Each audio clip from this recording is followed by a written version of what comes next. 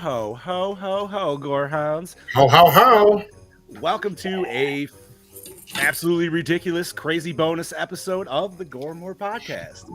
I am your not so mean fluff master supreme, Big Johnny D, bringing this cheerful holiday in like no other. But however, I can't bring this shit show in alone.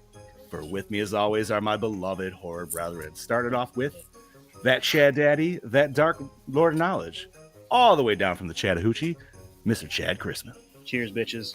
Oh, he's Merry coming Christmas. packing. We have all the way down from that dirty south, the Lord Scuba Cabra, host with the ghost, Duke of the Dead, also known as the Dean of the Deceased, Mr. Steve Vasquez. Cheers also, motherfuckers. Yeah. Cheers, cheers.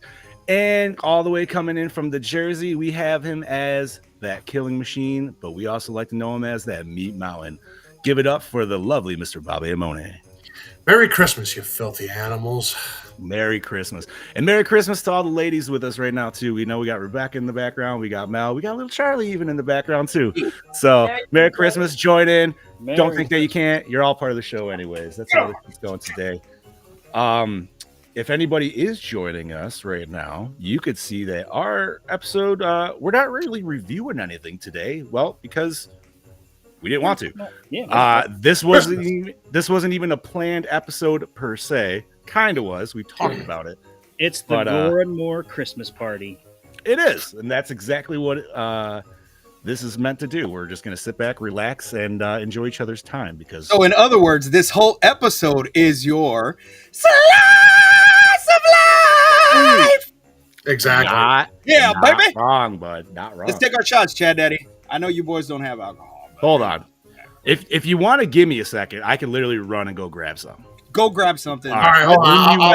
You guys I'll kill the get dead some. air. Chad Daddy will Be sit right here back. We and will shoot the wait. shit. We wanna will look at it? hold our shots. Oh, grab the Crystal Head vodka and get me the Oh, Chris. Oh, look at Yeah, the Bobby getting all fancy. Please. Yeah, I asked the wife what liquor we have in the fridge downstairs. She sent me a picture. I said, send me a Smirnoff and a Fireball. I don't think we have anything in our fridge. We don't have much. Most of it's sitting outside. Go get that. Yes, we have some. She got some banana cream. It's not moonshine, but it's just like a banana cream in a mason jar, and it.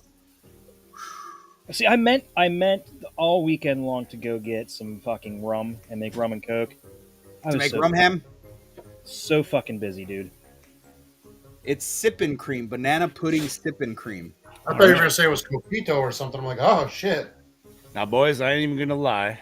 I don't have anything fancy. I don't have anything nice. But it's at the Admiral, and the Admiral will do fine. Right here. Real quick, I don't know if you can see. This is a Crystal Head vodka, Crystal Skull shot glass. Wow. Nice. And here As it Owen is right Wilson would here. say, wow. Good old Wow. Dan Aykroyd and his vodka. Crystal Skull vodka. I have yet to try it. Oh, It's good. so smooth. It's very good. It's kind of expensive, but you know. All righty, boys. Salute. All right.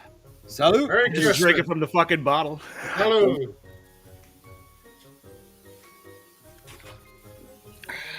Oh, that's nice. Holy Merry shit, Christmas. that is It dangerous. was warm.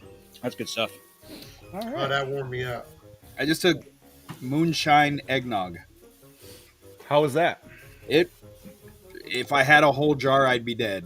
Is it noggy? Is it eggy noggy? No, but it's not super moonshiny either. It's I love eggnog. it's good. It's good. I'm going to have to try that. That's awesome. Alrighty. So you know what? Obviously, we're not going to talk about what we did in the weekend, and this might, change next week's episode a little bit. But fuck it, dude. It's Christmas Day, and you know what? We all know what we did today, right? So, my God, what's up, Emily! Happy Oh, hello, holidays! get someone there. Yeah, boys. So, how was your Christmas today, Chad? Daddy, you want to start us off? How was your Christmas, homie? I was so fucking busy, but it was good. I'm not even gonna lie. I barely got a chance to look at the stuff that I got for Christmas. So, the kids got us up at like 7 a.m. and I started 7 o'clock in the morning emailing Brody while everybody else is getting ready because he had questions about the show tonight. So I'm half awake messaging Brody, And in his words, he was pissed and stoned, pissed and half stoned. Fuck yeah, dude. Of At course, least it to wasn't Americans, pissed drunk. means pissed off, mean, mad, angry. No, but he was drunk as hell, half stoned off his rocker, had so many questions. So that was entertaining. Then the kids, they were gonna wait until my in-laws got here because they were supposed to be here at 8 before they started unwrapping presents. Yeah, you try getting 3 kids to wait Yeah, almost an right. hour. So we let them unwrap presents, and they all got some really good swag. And my mother-in-law and father-in-law came over and brought them a bunch more presents, and they got a lot of cool stuff. And then me and the wife exchanged presents. By the way, remember how I said I got her that the sandwich maker? Mm-hmm. Yeah. Her favorite thing. She fucking loved it. She was Yeah? like, oh my god! Yeah, it was like a little Nice. $20, $23 gift, and she fucking loves it. That's I awesome, got- dude. Yeah, and I got Nice. some cool stuff. She got me a Deadpool hoodie. Ooh. I showed you guys the book of dad jokes, which is possibly the best gift ever. So, did you just go straight to the worst level? Because that's what I would do. I just picked random ones on different pages. I flipped to a page and I'd find a good one and just say that one. And of course, Harper thinks it's the best thing ever, so she stole the book and she's walking around telling jokes all night. I mean, let's be honest, dude. That is a perfect potty book right there. That is. Oh, my father-in-law chuckled when he opened up his potty putter thing. Oh, I forgot you fucking got that shit. Yes, dude. He really liked it. So he liked it? Good. Yeah. Did he try it out? That I couldn't tell you. Damn it. They were here. Yeah, Then I they went think you're back going to up to their find out house. in a couple days. They went back up to their house, and then we didn't see them again until we went to her grandmother's. And what else did I get? She got me a puzzle. That's it forms a 20-sided die, and it's Dungeons and Dragons. It has like a whole bunch of monsters in the background. Looks like it'll be really cool, but it's kind of hard to see because the picture of it's really small on the tin. But it's 750 pieces, so it's not like overly difficult. But it'll be fun to put together. It's that'd be more than I'd be willing to do. So it's, you're at a higher difficulty level than I am. It's all like black and silver, so it's gonna take a while. Interesting. Nice, dude. She got me the game Midnight Suns for PS5. Okay. Okay. It's already. I only got the Harry Potter game. I love that game. Nice. Never finished it, but awesome, Emily. It is a I didn't finish it either. game. I should go back to that. Got a couple other things. She got me this really cool little thing. Like you turn it on and you set it in the sauce pot, and it just goes around and just keeps stirring the sauce while it's in there. Oh, I've seen those. What That's is pretty it? cool. Ooh, that's cool. It's like a little automatic stir Yeah, that it's you like an put in the octopus pot and it thing. just Yeah. stirs it. Cool. So you don't have to Yeah. waste Auto fidget spinner. I like it. Yes. something like that. And what else did she do? Oh yeah, and I got both AC/DC's Back in Black and Michael Jackson's Thriller on vinyl. Ooh. Oh, yeah, dude. And that's my plan tomorrow: is sit there and listen to them and put together some of the presents that we didn't get to put together for them. Because after we opened presents, we spent the rest of the morning just opening up the boxes and everything for the kids. So trying to condense it down just to get rid of all the clutter in the living room. Bobby, you're barely getting called out there, bud. And then Yeah, you're being called out, Bobby. finish that shot. I'm number 2. You did. So All we, right. we got, we got partway done with that. Then I had to get a shower because it was time to go up to my stepsisters. We went up there. We got some presents. Oh, and I also got $100 from my in-laws, and I got $50 from my dad in this really nice jacket. And so we went there, had dinner at 12 o'clock. Like it was like 12:01. They're like, "All right, let's eat." I'm like, "Holy shit! You said 12 o'clock. You weren't kidding." That never happens. Yeah. So we had a nice dinner there, unwrapped presents, hung out, BS for a little bit, then went to her grandmother's and spent like 4 hours there hanging out and talking. And instead of like the usual like ham and turkey, my Mhm. father-in-law made ham and then they made some amazing prime rib, and that was fucking awesome. Ooh. You know what? I'm probably gonna out myself here, but I am not a prime rib guy, and it's a little too fatty for me, man. I'd rather have a steak. Oh no, this had just a thin bead of fat. It wasn't like So you know what I'm talking about, though. You ever see Yeah, it those has that prime fat. ribs where it's just straight There are up like some that can be really like, okay, but okay. I'm like I feel like I'm in fucking Great Outdoors. It was like there's nothing left but fat and gristle. It's like I don't eat it. Yeah, finished. Yeah, and then the people are like, "Oh, you don't like it?" I'm like, "No, I don't, because it's not fucking meat." Nice though, dude. Sounds like you've had a good solid time. I did. I like prime rib, but I don't understand why it's so expensive. It's not. Especially Give me for that much fat. Why are you buying that? Like, why is Fuck that, dude. Yeah, I'll take a nice T-bone over it any day, but it's still pretty good. So Nice. that was my Christmas, you know. So Scuba Steve, how was your Christmas, brother? Man, my Christmas was very just laid back. We just chilled at home. My daughter finally came home. The Yay! 18-year-old, you know, she's been since she turned 18, you know, she's been out and about and hanging out with her friends and stuff. And so she finally came home, and it was good to have the kids at home. And I wasn't gonna cook until today. And last night it was probably about 6:30. And I was like, why don't we just eat the turkey tonight? And I'm like, fuck it, I'll put it in the oven, and when it's done, and we'll have our Christmas dinner. So at midnight, we had Christmas dinner, sitting around the TV, watching movies and unwrapping gifts, and we threw on Thanksgiving and started watching that flick, and just had a good time, just hanging out, you know. And we were gonna let Charlie open her gifts early because she was getting fussy and sleepy, so we were just gonna sit her down and let her tear them up, but she ended up, staying up with us for a good while. So, and then today we just kind of hung out around the house, and then I went to my aunt's house to go see my grandma and my aunt and my cousins and stuff, and we were there for a little bit, and came home, and I'm here ready to talk about whatever we're going to talk about, and that's really it, man. I mean, I got some cool stuff. Mel she got me some boxers that she found online somewhere that have they kind of look like Pickle Rick.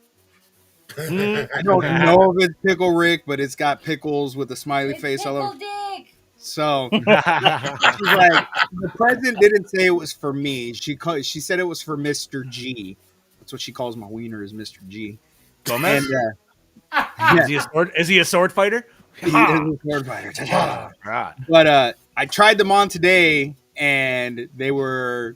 Did your pickle rise? They didn't fit. They did not fit. They didn't cover my ass. For once in my life, my ass was too big for something. There's nothing back here, but that juicy, baby. It was juicy today. They didn't want to go up over the butt, and so I was this like, is a bonus episode for a reason. We may have to see. No, absolutely not. Depends how many shots get done by the end of the episode. Yeah, we'll see. We'll see how many shots get done by the end of it. And then she got me this really cool cutting board that has basically all the horror characters on it. There's Mr. Brody. Brody! Merry Christmas. Merry Christmas. Merry Christmas, homie. It's and then she got me the matching wooden kitchen utensil set that has Freddy Krueger and Ghostface and everybody on them. So it was pretty cool. Nice, what else did I get? Oh, so because I knew that my kids, my kids are very iffy in buying their gifts. I know they're adults and stuff, and so they're very iffy on buying gifts in time. So I knew they weren't going to get anything for me. So I went and bought my own Christmas gifts and wrapped them and acted surprised when I got them. So I bought myself a 6-pair sock set of Ghostbuster socks. Nice. What else did I buy myself? I don't remember. I got a lot of cool shit. And then best gift that really wasn't a gift, but it made it to my house is this picture that's right behind me. This right here. You can see it on camera right there. Hold on. We're going to do this and that. Where so we looking, buddy? That painting right there. Okay. This. Yes. That is a painting that one of Mel's friends did. It's Mel as a skeleton, like a Dia de los Muertos skeleton. Oh, nice, dude. Yeah, so it's pretty awesome. I have it now, so that's probably my favorite thing that I got. It's pretty cool. Fuck yeah, dude, that's awesome, bro. So, yeah, like I said, just hanging out with the family and eating, and we made tamales. Oh, and then Mel got me this really cool Bluetooth, because she says I'm old, so she always tries to she bought me one year this little handheld Oregon Trail thing. She said because I was old and I probably played it, and I said, well, yeah, I love that game. Who didn't love Oregon Trail? I could say confidently 3 out of these 4 squares right now played that shit in school. Floppy disk, baby. Floppy disk. Right. For a reason.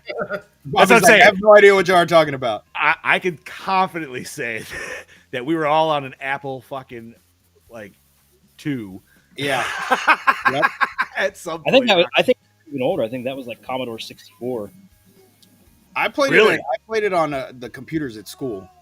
Yeah, Yeah, whatever. it- Emily raised her hand too. see, there we go. Yeah, So that, then and there you was got me that this. racing map game, right? This is my old man present for this year. Ooh, It's a Bluetooth rotary telephone that pairs to your phone, and you know what, homie? You know can what? answer and talk like this. Hello. Right now, I see no problem with that because you paint that bitch red. Now you got yourself a sweet Ghostbuster phone. Ooh, Like, what do you there think? you go. There you go. Look at that. Ghostbusters, what do you want? That's right. We Fucking got easy. one. And then she got me the sweet ass Ghostbuster onesie that was supposed to be for Christmas, but she gave it to me 2 weeks ago or last week when we went to go see Wonka. I have a question about that. Yes. Does it have the double zipper? It does not. Mm. It does not have a double zipper, and it is Every very hard. onesie for every onesie, and I understand the onesies are supposed to be unisex, but they still should come like a flight suit Yes, with a double zipper. Yep. Just throwing that out there for anybody listening. Yeah, because who wants to take the whole thing off if you have to take a shit? Yeah, well, that was the situation I was in at the movies, and it was literally the most awkward fucking Well, situation. it's not even that. It's just to take a piss when you could just zip up instead of Yeah, all the way all the way down. down. So we had a pajama party Saturday at the bar, Ooh. and it fucking sucked because I was the only fucking asshole in pajamas. Like, none of the other employees dressed up. I was the Lame. only one. Lame. Fucking dickheads. So I'm sitting there in my Ghostbuster onesie, and people are looking at me like, what the fuck? And I'm like, it's supposed to be a pajama party. Nobody got the fucking memo, I guess. So, but I had to go take a piss and got to zip down all the way. And, you know, but at the movies, wearing that son of a bitch, that was probably the most awkward fucking thing because you're like tucking in sleeves so they don't fucking touch the ground. And, you know, Oh. it was bad. So don't ever wear a onesie anywhere if you got to take shit. And I don't know how girls wear those romper things. Bro. That, you know, You've rocked a flight suit. Have you not had to take a shit while you're stuck at a con in that? Good. no, fucking luck. I don't stay at the cons it's that tough. long.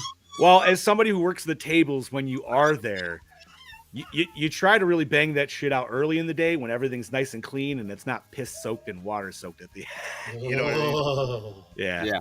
No, I haven't had that. I haven't run into that situation. Damn right, yet, Emily. thankfully.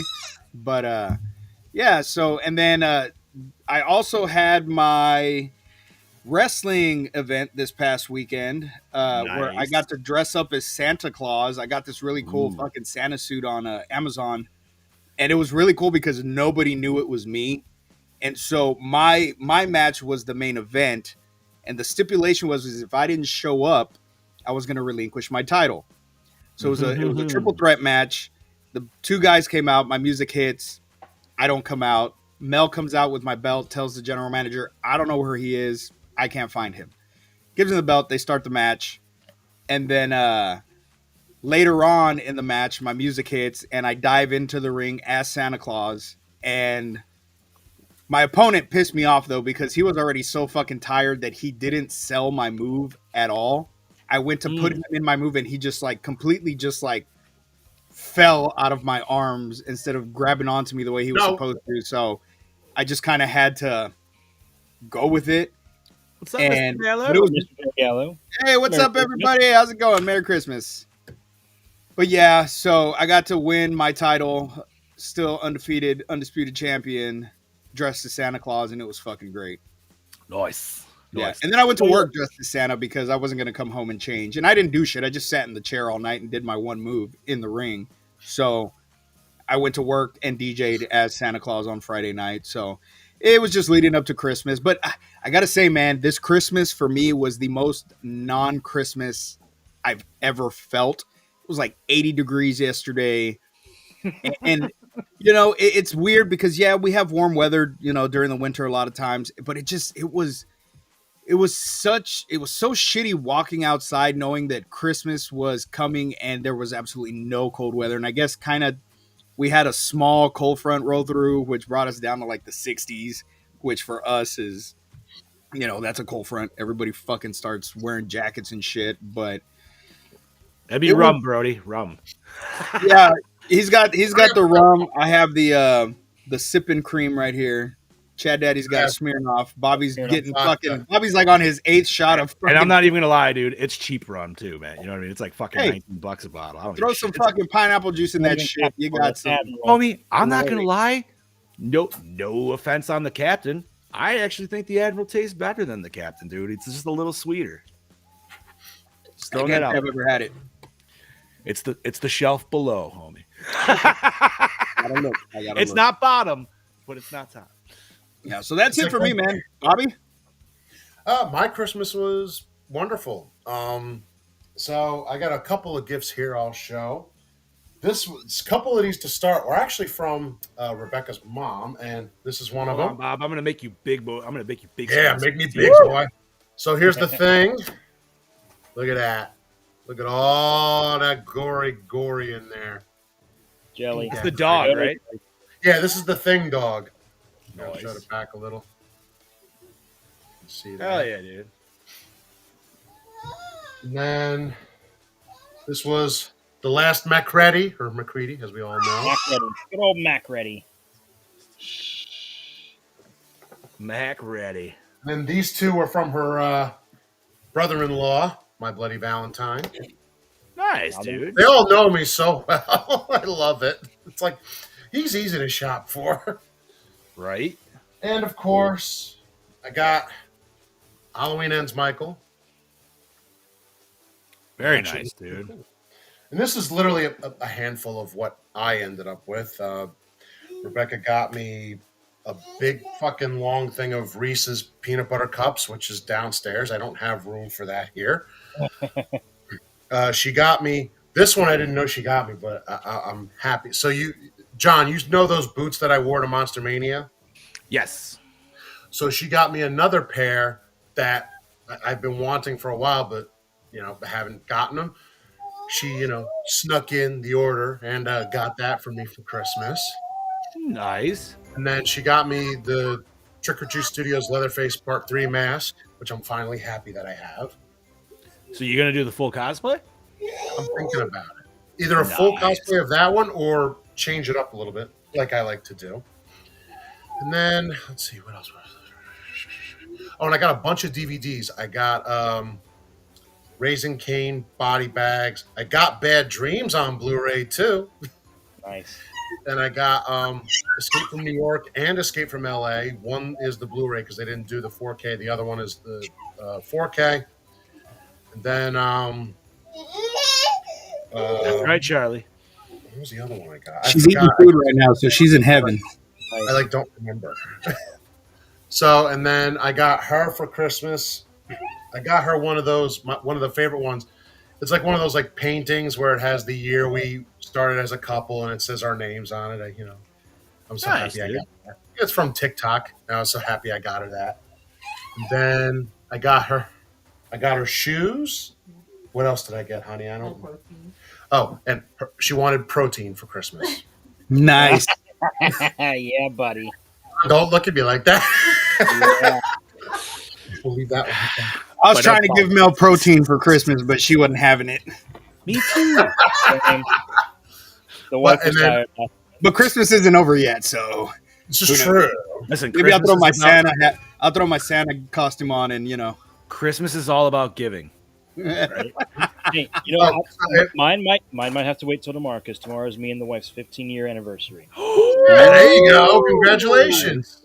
Happy yeah. anniversary early. Happy anniversary, homie. So, and the one gift that I gave her, the picture, was actually one that her brother gave to his girlfriend as well. So it was like, wow, great minds think alike. So that was one of those. And then I got my mom, since now we can make fresh pasta, I got her the pasta cutter and it flattens out the dough too. So now we can make fresh pasta. In this oh house. shit, nice. Nice, And- dude.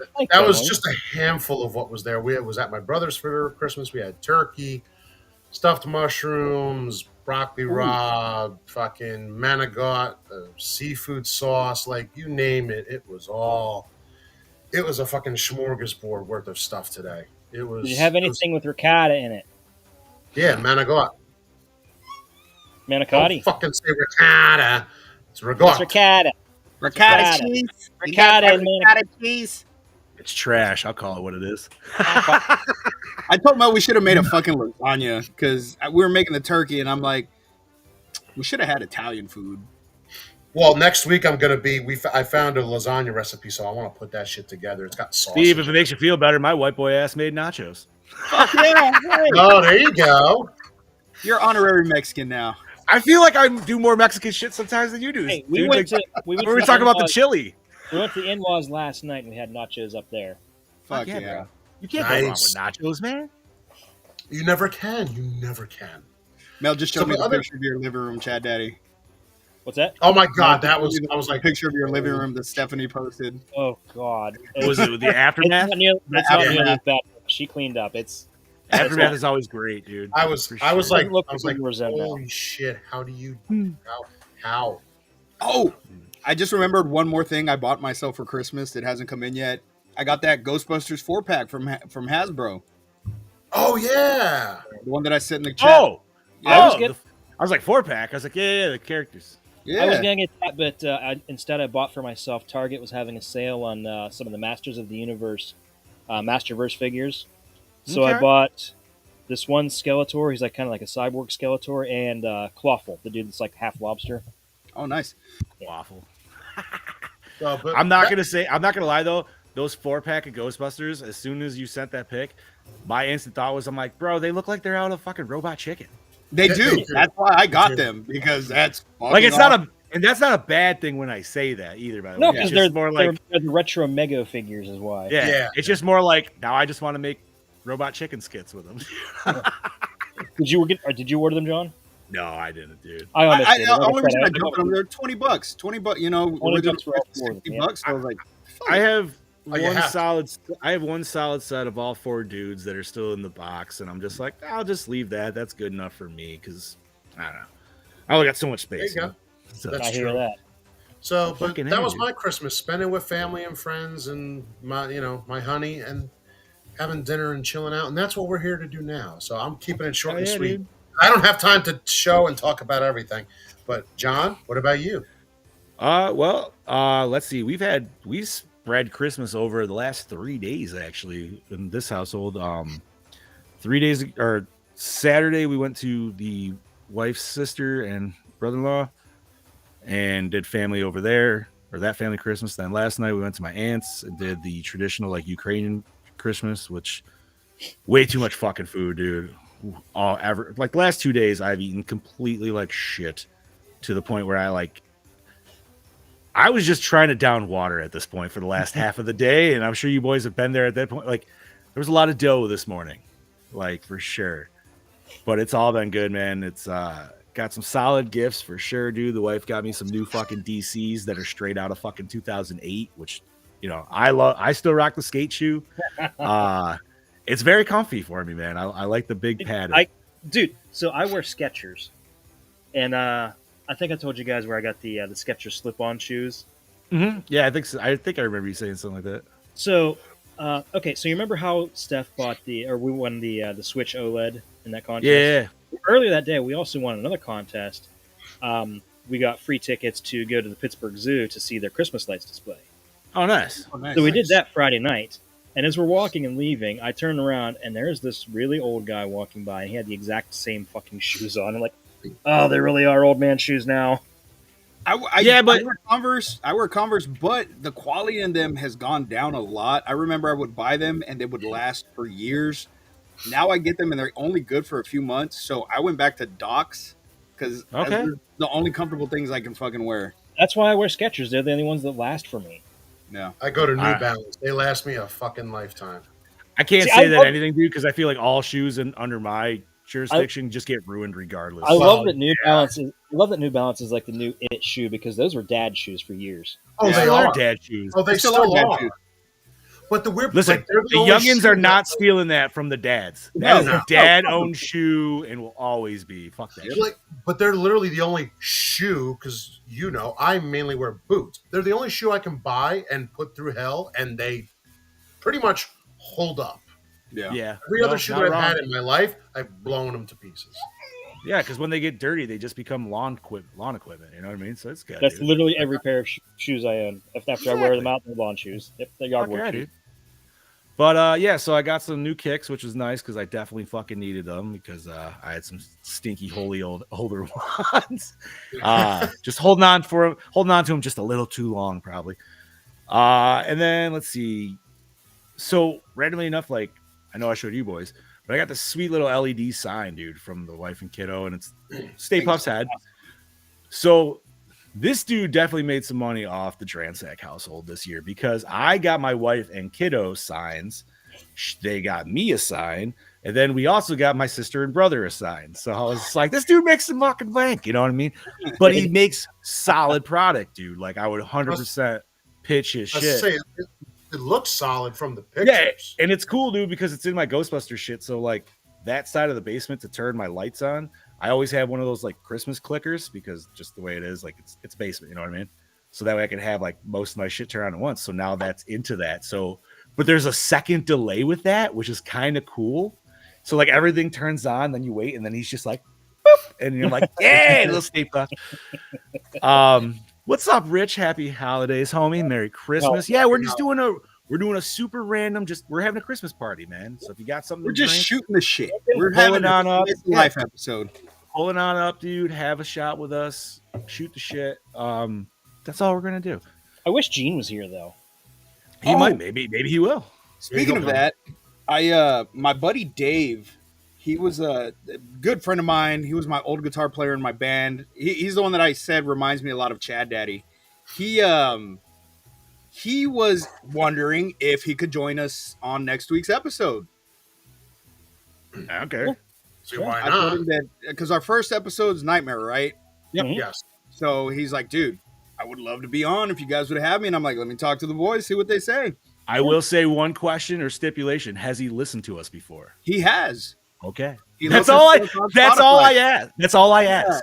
So he's on your side of the country, per se. He's up in Washington D.C., but he's from here. He works for the EPA, and so he listens to us on Spotify. Nice, dude. Nice. Yeah, Okay, so right. he doesn't get to catch us live when we're doing our shit. Listen, But our audio listeners are always just as appreciated as Yeah, our hell live yeah. viewers too, dude. So for sure. Yes, they are. So let's see. So I got some sweet kicks, got the sign, got some cool other shit, dude.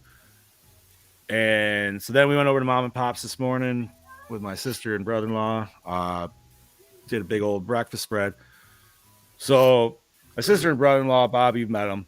They're like me. They're into horror, all that cool Yeah. jazz. So like, they always get us like the cool shit. You know what I mean? And I don't have it with me, but they got me a dope ass. I think it's Terror Threads, if I'm not mistaken. I think that's the shirt. But they got me a fucking fantastic shirt, dude, of a movie that we haven't reviewed. We reviewed, I think, my first year in, and I've never seen it. You know, boys, what I'm talking about, right? Yep. Little I know. mannequin action yeah. going on here, Yeah, dude. but- Little tourist trap. Little tourist trap. The fucking like Yeah, most that was hardcore, Terror Threads. the most hardcore PG movie, dude. I swear to God that we fucking watched. Yes. And yeah, so that was fucking fantastic. And then I opened up another box, which I almost kind of sighed because I also know how much the shit could go for. But they hooked me up, dude, and they got me a brand new Versus End Scene mask. Nice. beautiful, Fucking fucking beautiful. shout it out properly here from Maniac Masks. And it's got the full like date and thing. So it looks like they just gave me some work because now I need to make an end scene jacket to go with the mask, dude. I gotta bloody it all up and make it even nastier. And that way Emily and sweet. Joe and I can do some new shoots, I guess. So I did get something else that I think you might appreciate, John. All right. Oh, nice. It's funny because I didn't even finish that because I was going to end it with I also got this amazing gift from my friend here. As you can see I was behind just me. gonna get that. Mine's hanging down in the tree. Thank you, Scoobs. That is the awesomest thing. I'll be right back. I'm gonna go get it real quick. I Scuba got Steve mine hooked us all right up here. for sure. Yeah, look at that, dude. Scuba Steve So hooked us all I up. Got us some this year amazing ornaments. decided this year I decided that I wanted to get the boys something from me. They're even though we're not together all the time, we don't get to see each other all the time. You guys are three of my best friends. I see you guys every Monday, and I just wanted to give you something from me to have for Christmas. So I got John that cool little Sasquatch ornament. Dude. I got Bobby, of course, Jason, because he is the Jason cosplayer right there. Yeah, me. And what's funny is they all got different. Yeah, and Chad Daddy right there with the alien. The xenomorph, dude. Yeah. Yes, sir. So John's was wood. John's was made out of wood. Which makes sense, dude. It's Sasquatch, bro. It's got to be. Yeah. Chad Daddy's was metal, and Bobby's was made of resin/plastic. So I was like, hey, Nice, cool. dude. They're all different. But yeah, That's awesome, bro. Homie, I can't thank you enough, man, for Yeah, seriously, thank you so much, bro. And I did get that one also, but I forgot to give it to him. He lives 2 streets down. He could have came and picked it up at any time. He can go fuck himself. But I did get him one of the wooden ones with our Dark Side logo on it. Oh, nice, dude. Yeah. That's awesome, bro. So, yeah, man, I've had just like the other boys, man, I've had a really nice, chill Christmas, dude. Kid definitely got spoiled. Ate way too fucking much. Got a lot of cool shit. Dude, so one of the funniest gifts, though, and I didn't know how he was going to take it, was I got my old man. So you boys know of the assault guns? The salt blaster guns that hogs? All right. So he's always been, like, barking up a tree about, like, oh, maybe I should get one of those. You know what I mean? So I finally just said, fuck it, and I got him one. And they have, like, the 3.0 version out now. I don't know what the upgrade is. I'm not even going to fucking try to figure it out. But we also got him the extra little added red dot sight, dude. So you can straight up go Terminator on bugs, and it's ridiculous. Needless to say, the red light goes. not only was he excited about it, but even my mother, who is very like anti anything fun, she was looking at that just like a little intrigued. I was just like, dude, she's gonna be out there blasting stink bugs like a motherfucker, dude. But yeah, man, it's been a fun Christmas, and I'm glad it's kind of like coming to a wrap because I'm feeling the tired. I'm sure you boys are too. We're all at that point of the day where it's been a long ass fucking day, bro. What time do the kids get you up, homie? About 7. Scoobs, yours are a little older, so you probably didn't have. Yeah, I didn't. I rolled out of bed. I was awake before everybody else at 9. 5:45, dude. Guess what time I went to bed? Guess what time I went to bed? 1. Don't throw me under the bus. Because I was up with Mr. Gallo playing some Christmas Halo last night. That was some good times too. I was up early, and I'm not even a kid. I was up at like 5:30. Oh, dude! I get up. Like, it's Christmas. It was. My daughter just like kicked. I heard the door open, and I heard her run down the hall to do that preliminary like kid check before the parents are actually. Oh yeah, you gotta do recon. Yeah. You gotta. Did he come? All right. I gotta go wake him up now. Just fucking kick the door in. She hit me with a pillow to wake my ass. I was like, that's supposed to be me doing it to you. That's gonna happen to me when I have kids. I know it. It's a good time, man. I'm surprised. Steph is usually like the last couple of years, except for last year. Like she always woke up early and had to get the kids up. But last year and this year, my oldest was up first and got the other 2 up, and then got us up. Ben did that a few years ago, and I remember getting I'm like, let her sleep. And she's like, no, I'm excited. I'm like, I don't care. Let her fucking sleep. God damn it. I'm tired. Oh, we had to pull a Thanksgiving on Cameron this morning. He's like, I'm hungry. I want breakfast. I'm like, no, we're eating at noon. You're waiting. Yeah, we had to do that to the kiddo too. I was just like, you you can have a little pack of mini muffins. It's like you can have a snack. You can have a muffin. You can have some fruit snacks. I don't give a shit. A cup of milk. See, when I was like your kid's age, I never woke my parents up. I would just go downstairs and sit next to the tree and like watch and look at every present. I was like, there was a certain age I definitely like woke my parents up, but then I started realizing like, all right, don't do that. But I'm not gonna lie that I want to take like 6 or 7 sneaks down and consistently like, oh yeah. See, we never did that because we always opened everything up at midnight. Like we would go to sleep at 10, and then our parents would wake us up at midnight to open everything up. Well, does Santa wrap stuff for you guys, or does he not? Yeah, he did. He did. Santa came at midnight, and see, Santa doesn't have time to wrap, dude. He's a busy man, so he just drops the stuff off and goes. And we wrap. No. He just drops it off and goes. You guys don't wrap presents? Not Santa. Never had. Santa don't rap. He is right. He's got way too much shit going on, bro. Every time, that's what the elves are for. That's what every cartoon. Elves are making them. No, elves. Are making Listen, every according to the cartoon Santa Claus stuff with Tim Allen, most of the presents are not wrapped by Santa. Very few. Very few. No. Santa wraps presents. I disagree, dude. That's how it's all. Even when I was like, it never did, and that was the reason for it. It's like it's got too many places to go. So here you go. And if you don't like them not wrapped, you don't have to get them. Spent 3 days of drinking and smoking weed. My kidneys are ready to pack. Fuck yeah, Brody. Good for you, homie. That's a marathon right there. But no, man. That's a binge. Fucking right, bro. Absolutely. Alrighty, homies. So, as you probably have noticed, we have called today Chaotic Christmas because, well, that's what it is. We kind of have a game plan. We do have a game plan. We have some questions and topics we wanted to cover, and it's like kind of like a year in review wrap up thing, and then looking forward to the next year. Mm-hmm. Yeah, Chad Daddy, so do you want to start it off then? All right, so our first question is, what is your favorite movie of the year? Now, this is not the favorite movie we reviewed this year. That is a different question. What is the favorite movie you saw that came out in 2023? Well, I feel like I'm probably going to equal out with at least Chad Daddy and maybe even some of you other boys, but I already know my answer. I know what my answer is, too. Is it Godzilla -1? It's Godzilla -1. It's Godzilla -1. For me, hands down, dude.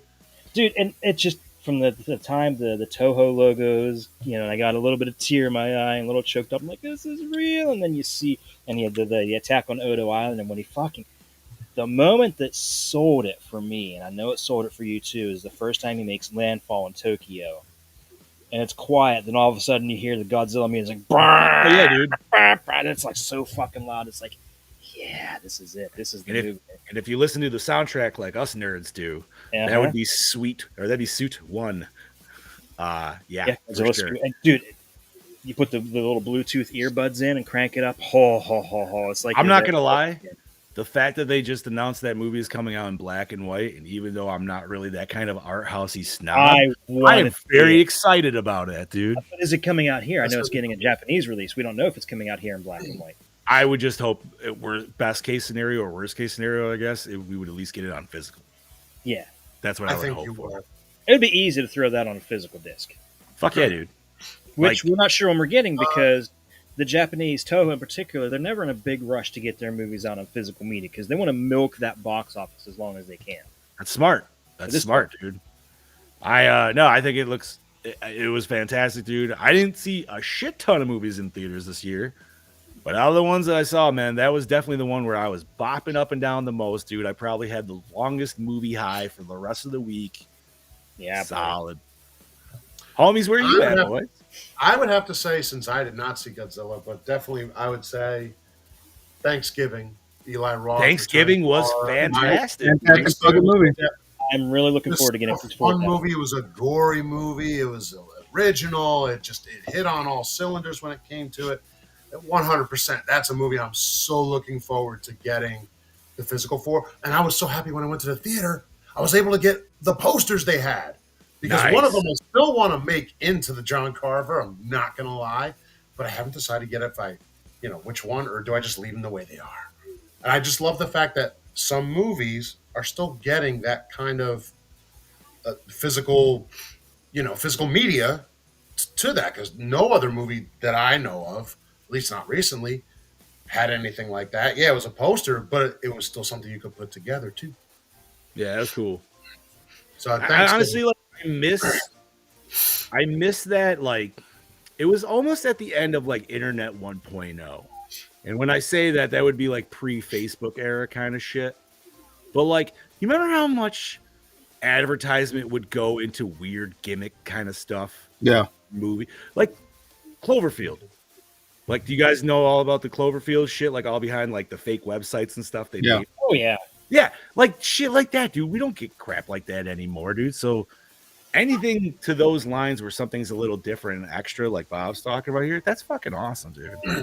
Yeah, because physical media, as we all know, you all know me, physical media should never die, and I hope it never does. But if so, everybody can take a cactus where the sun don't shine. Okay, dude, let me just say, from what I've been reading and a couple of other things on articles and Google is that physical media is actually already starting to make a big comeback because people are fucking tired of streaming sites dropping everything without warning, and you don't have a copy of it anymore. Well, Yeah. it's not even that. I think a big part of that, what has a lot to do with it, was the fact that what happened with Sony and Mm. licensing rights with The who was PS5 games, the well, PlayStation not game. even just the games, the shows and shit. That if you bought these shows, I want to say it was NBC shows or some shit like that. Yeah, no, it was Discovery shows. Discovery shows, anything that was on Discovery that you bought and you paid for, you no longer have access to those. Yep. How bullshit is And that? they're not That's giving true, you and a that's refund. not true anymore. They did backtrack and Oh, said, did they backtrack?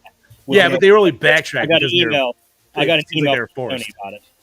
Well, but see that right. And that right there is the perfect example of why physical media should never die. Because Exactly. if you buy something online, you don't own it. You own the Yep. rights to stream it from the person that you bought it from. Right. But if they ever lose the rights, you're screwed. That's why 90% of the digital movies I buy on like Vudu or something are ones that I already have a physical copy of. And I'm Mm, just too lazy to go dig up from the basement. I Yeah. like it. I mean, That's why all those DVDs I got for Christmas in general, like I want them. it's as weird as it sounds, and this a little off topic, but it kind of goes. I feel like you might see a whole shift in general back to a lot of like, dare I say, analog kind of stuff. As it should be. No, I no, hope so. I'm not. And I only say this because, like, okay, malls. Malls is a perfect example. Malls has been a dying breed for a long fucking time, but every once in a while, you start to see some kind of pop back. Mhm. And obviously, they're becoming different. They're a little bit more entertainment centers now than just straight up shopping and Yeah. shit. But I wonder if, like, you know what I mean? I wonder if online shopping and stuff at some point is going to cause so much discourse and distaste that you would see the physical brick and mortar stores like actually make a more solid return. I think So I see I that. kind of had that thought when I ordered from Hasbro, when I ordered the Ghostbuster pack.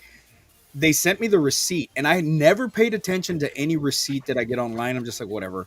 Yeah, But yeah. I looked at the receipt, and there was, of course, you get charged for shipping, and you get taxes here and taxes there or whatever.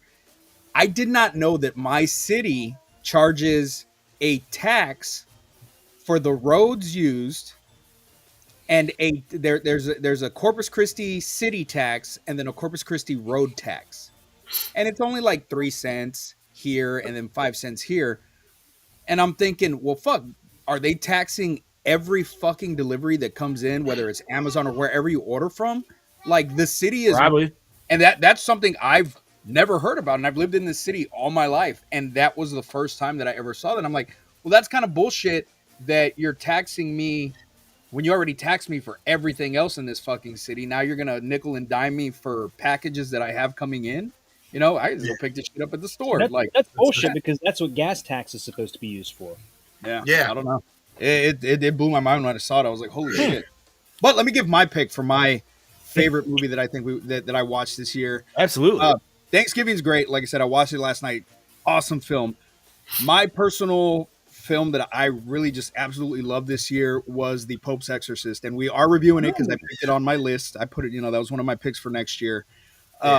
And the main reason for that was the fact that I had done an episode of Somewhat Supernatural about exorcisms, and a big part of it was the father that is in that film had a lot to do with my episode, when I was doing research and stuff. So I like that film, granted, there's tons of fucking exorcism movies and stuff. This one just kind of, because I know and I researched and I've read the stuff that the movie was based off of. And while they did kind of Hollywood it up, it was still pretty much exactly the same story that was told from what he actually said. So that's my favorite pick for 2020. Nice, dude. I'm excited. Hell yeah. All righty. So I guess that would lead us into our second question, which Chad Daddy, that is. What was your least favorite movie of this year? The Nun 2. I'll start right off. The Nun 2. It was a repeated movie. Like, whoever saw it, Same exact climax. It's the same exact thing told a different way. Didn't need to be there. Honestly, this movie and the first one could have been combined into one. Could have been just made better. Okay. I think that I would give them out of 10. I'll even go out of 10. I'm going low out of 10, probably a 3. If I had to go out of 5, I would give that a 2, and that's probably being generous. Wow. Wow. All right. I'm going to say mine was Pet Cemetery Bloodlines. Okay. I didn't hear Also, one I have not seen, but It just Yeah, didn't same. do it for me. It wasn't needed. They changed some stuff from the original, from what we heard Judd talk about. They changed some stuff, so it just kind of was like, why you had what Judd talked about? Why couldn't you just build off of that and stick to what we already saw instead of changing things here? So that's my least favorite pick for 2023. All right. Chad Daddy? My pick for least favorite movie of 2023 is one I'm surprised Scoobs didn't pick for his least favorite, considering how much of a rant he went on about it after seeing it at the theater, and that is Teenage Mutant Ninja Turtles Mutant Madness. I forgot about that. Really? I forgot about that fucking Movie was really fucking stupid. I hated how much they changed. They turned Splinter into this total anxiety-ridden, antisocial shut-in, and he taught them fucking ninjutsu from watching kung fu movies. It was horrible. You could do that. We would all fucking be ninjas. We'd all Yes. be ninjas. Yeah. The animation was terrible. I hated the music. I hated everything about this movie. 10 minutes in, I'm sitting and checking my watch, playing with my phone. That's not a good sign. And I don't know why people love this movie. Is the animation hypnotizing them or something? What the fuck is going on? It is fucking awful. Popcorn. Oh, shit. That's a big old bag of popcorn, bro. Yes. Yeah, and thanks to Seth Rogen, now we're stuck with this iteration of Ninja Turtles for how many years to come? They're doing sequels. They're doing a TV series spinoff. I didn't enjoy it at all. Which is weird that they wanted to go so hard with that before the movie even came out. Oh, they went balls to the wall and all that. You know what I mean? Like that's it just felt That's been a weird. trend. It's like, yo, dude, how about you see how well it does, and And then go for then you then ride the wave after the fact, dude. For sure. Just like when they say we're doing a movie trilogy, can you let the first one come out first? Yeah, I hate that. I hate Man. that. That's the worst trend ever. Pre-planning trilogies. Look, just because it worked for fucking George Lucas doesn't mean it's going to work for everything. Well, he probably Right. had about 10 million things planned out. He's probably the only one who's like, I have it ready. We're okay. Nobody else does. Man. All right, worst. What about you, movie. Big Johnny? You know what? This is kind of a hard one because I'm honestly trying to think of. I mean, I didn't see tons in theater. Like I saw Scream 6. That actually wasn't too bad. Yeah, that was a nice surprise. And y'all know me how I feel about the Scream movies, so whatever. Evil Dead Rise, that was a good ride. Yeah. Thanksgiving, also a good ride. Guardians 3, that I was solid there, dude. Gene's here. What up, There he Gene? is. Merry Christmas, homie. I mean, I'm trying to think, what movies did I watch this year? I haven't. One I didn't finish, and I can't say it's the worst one, but it's one that I didn't want to finish, and I had was the new Blue Beetle. We started it, and I don't know, man. I was just like, was it? Yeah. I don't know what it was, dude. And it's sad because I really love the Blue Beetle character and all that shit, dude. It's just I think I'm superheroed out, man. Like I think I just don't care about origin movies. I think Brody's least favorite is the one we watched last week. You know what, dude? If we were going on Christmas once, I would have to go the week from 2 weeks prior for me. But I still say Possession's probably the worst for what we reviewed. That was my bad. That was No, fine. that was on all of us because It was all of us. Wrong thing. Hey, all I know is I can't get blamed. I was so happy when I found I out. was so mad. I You was like- so mad until y'all told me it was me, and I was like, fuck. Wait a minute. I literally, when Chad said, no, this is actually a scoop six, I was like, I don't need my blood pressure meds today. It's okay. Merry Christmas, Gene. Okay, so I know, what was it? Flash came out. Or did Flash come out after Guardians? Yeah. I'm trying to remember how I saw shit. Yeah, because Flash came out in like June. Like Flash wasn't bad, dude, but let me just say, man, the CGI and Flash and everything, there was a lot of terrible shit about that. Okay, movie. how come For sure. CGI in Flash looked so awful on such a high budget, but -1 looked amazing? on less than because 15 mil. because it's something that they cherish and actually hold to like high standards versus people who just want to try to get money. well, the director said that it looked shitty on purpose, and Bullshit. it was Bullshit. supposed to That's look like such that. a cover. No, That I is know it is. He's We all know lying. the real reason was they didn't give a fuck because it didn't matter because the movie fucking doesn't hold anything for the future of the fucking franchise. No. So, but his reasoning was they did it like that because he's the way that he's moving in the Speed Force so fast. That's just how everything looks to him. That's Wrong. dumb. That is such a cop out for just lazy bullshit editing and But the funny not thing putting is, money where the mouth is. But aside from the shitty CGI, I enjoyed the Flash. I'm not saying I didn't. I'm just saying it wasn't. It wasn't. It could have been way better. Like I don't know. But Michael like Keaton was Flashpoint, cool, it would have been better. but I said after seeing it, though, I feel like this is the movie that everybody expected Multiverse of Madness to be. a little bit. Because everybody thought, oh, Tom Cruise is going to be playing Superior, Iron Man, things like that. No. I mean, we did get some different stuff in Multiverse, but I don't know. Ben Affleck was fine in it, dude. But just I don't know, man. I think, like I said, also coming off of Guardians 3 to watch that, I was just like, oh no, dude, that was so much better of a superhero movie, dude. I still haven't seen Guardians 3. Such a great closing fucking movie, dude. Like, and I know I'm not trying to like sit here and like wave Marvel's balls by any means, but it's like Marvel really hasn't put out any good shit either in the last couple of years, in my personal opinion. But that one was a solid fucking watch. We're talking to you, the Marvels. Yeah. Now you know what? When you gave me the colorized version of Werewolf at Night, thumbs up, dude. Cool. Like I still haven't watched that colorized yet. that was a good one I watched. That was a good one I watched this year. So, alrighty, boys. What was our favorite movie that we all reviewed this year? Scouts versus Zombies. Solid. We had fun that episode. What did we do? That That was enjoyed that. September, October, I believe. It was Something in the like later that, of the yeah. year, right? I think. I don't It know. was also a movie I wasn't expecting to be as good, honestly. I was like, I don't expect it to be this good, but I expect it to be fun. And I was wrong. I was like, this is fucking great. That was a blast. That was a blast. And I really like that. It's a three-way tie between that, Malignant, and Studio 666 for me. Solid. But I keep thinking back to Studio 666 more than the other two. I absolutely had a blast with that one. So That's I'm such a- going to go with that one for my favorite pick of the year. Okay. That was just So- so much fun. It's funny because like I would have to probably agree with the three for the most fun and entertaining. Like Scouts was cool because I felt like we were all on the same page of like a lot of us didn't watch it because of when it came out and it seemed like it was kind of after the trend, and it was, which kind of probably screwed it. But at the same time, the movie was fucking fantastic. It was hilarious. Like it was all around good ride. Studio 666 was what I wanted to see in theaters. Never got a chance to. Glad we fucking reviewed it. Had a blast with that, dude. But that's also one you probably know ahead of time. You're probably gonna have a good time. Yep. If you like Dave Grohl and his sense of humor, you know what I mean. You already kind of have an idea of what you're in for. I still say Jack Black should have made a cameo in there somewhere just for the fuck of it. But Jack Black should have cameoed as the devil. Yeah, dude, absolutely. I still want to say it was a COVID thing. He just couldn't. It probably was. Absolutely. Yeah. But for me, like what Chad Daddy said, the one I keep going back to think about is fucking Malignant, dude.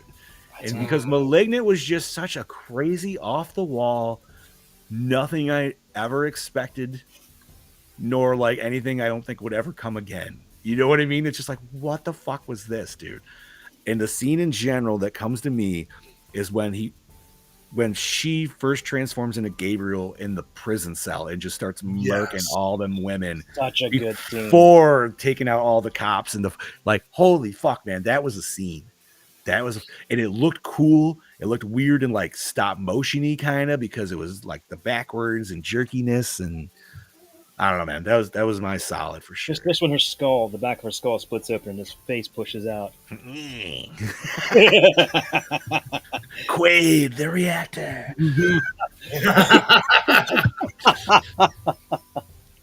Oh man, Scoobs, what do you got, homie? I'm torn. We have a lot of picks, dude, so I get it. like you're right on Studio 666, but then there was also Jason X, which I mean we've seen thousands of times, but I mean Killer Clowns. Also solid. I'm gonna have to go with. I mean, shit, dude. We even redid The Burning, which was nice because we Yeah, did a The couple Burning was redo great. episodes. You know what I mean? That we never got. That was a You fun know. one to revisit. Yeah. That was a fun. That was also another fun review because that's one of my favorite movies to watch. I'm gonna say Videodrome.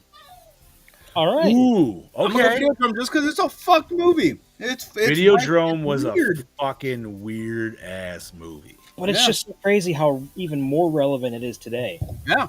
Yeah. Just Like Cronenberg looked into the future for that shit. Mm-hmm. yo, man. Definitely So had a crystal ball. does that mean the TVs are gonna start blowing us? Maybe. Fuck yeah, bro. I don't know if I want to be around for this. That's I don't want to miss it. What are you talking about? yeah, right. Fucking hey, dude. That was definitely a weird one though, for sure. Yeah. Like, Bros. just had so many, just so many weird scenes. Alrighty. So has everybody got their favorites? Yeah. I think everybody does. Yeah. Okay. Where are we at now, Chad Daddy? Your at least favorite movie we reviewed this year. So, Bobby, let's let you start this off. What was your least favorite movie we reviewed this year? Got quite a bit. Not necessarily bad ones, honestly. I feel like we did a lot of good ones this year, but we do have a couple bad. Well, you know something. Since I did give it a lot of shit, it was probably one of the more recent ones, the Friday remake. Okay. You did give that a lot of shit. Holy crap, dude. Hated that You know, movie. I've said it before. It's not a go-to for me to watch. It's a very rare for me to be like, yeah, I'm going to throw that one in for no other reason. I think I'd rather throw in Part 8. But Honestly. I think your rant on the movie was worth the whole episode itself. Like that was Oh, it was solid. that was like your shining moment of the year right there, buddy. It was. Like I said, there's not much new to it except for a few things. I still argue that. I'm not saying that they don't count. But I also didn't. I still didn't understand as to why 4 movies needed to be remade. We wanted to retell. You could have done it, whatever. I'm going with that. You know why I can't go down that rabbit hole. We'll be here till tomorrow, and that's not happening. Well, there's some nice titties in that movie, though. Well, yeah, it was nice, but it's not going to save it. No. Nudity will never save a movie. I'm sorry. No, it never will. Even though people So- like to think that. Oops. You want to do? The Society. Damn, dude, I was almost there with you on that, dude. Hated that fucking movie. It Yeah, it was was pretty fucking stupid. Hey, I'm a butthead. Yeah. Oh God. I just find that just so ridiculous. That's why I'm like, okay. It was But- just, I don't know. I have used the word the shunting so much since watching that movie to explain situations. So I'm like, yeah. Gene said worse than Possession. Possession was pretty bad. Possession was really bad. Yeah. I mean, Possession was bad, but I don't know. I didn't like it. So it just, that was one that took me a few times to get through before I even watched it all the way. So that's the one that Really? out for me. Yeah.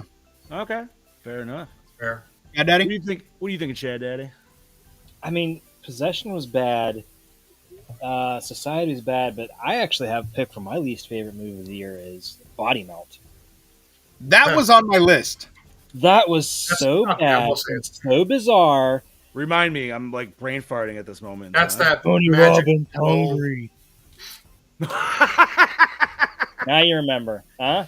When I'm trying to think when the hell we fucking watched that, dude. When That was That was like early February. That was way early this year that we watched that.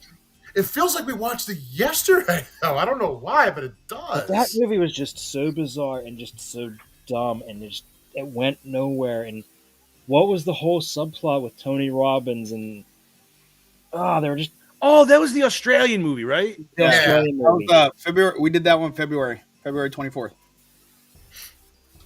I don't know why it just missed. Oh yes, that was the one that was like super on drugs. yeah, That's and right. Yeah, for a movie yeah, called yeah. Body Melt, there was actually very little bodies melting. That's true. That's 100%. There's some really weird shit going on, but I just do not need to see that movie ever again. Wow, I totally forgot about that one. Fuck yeah, bro.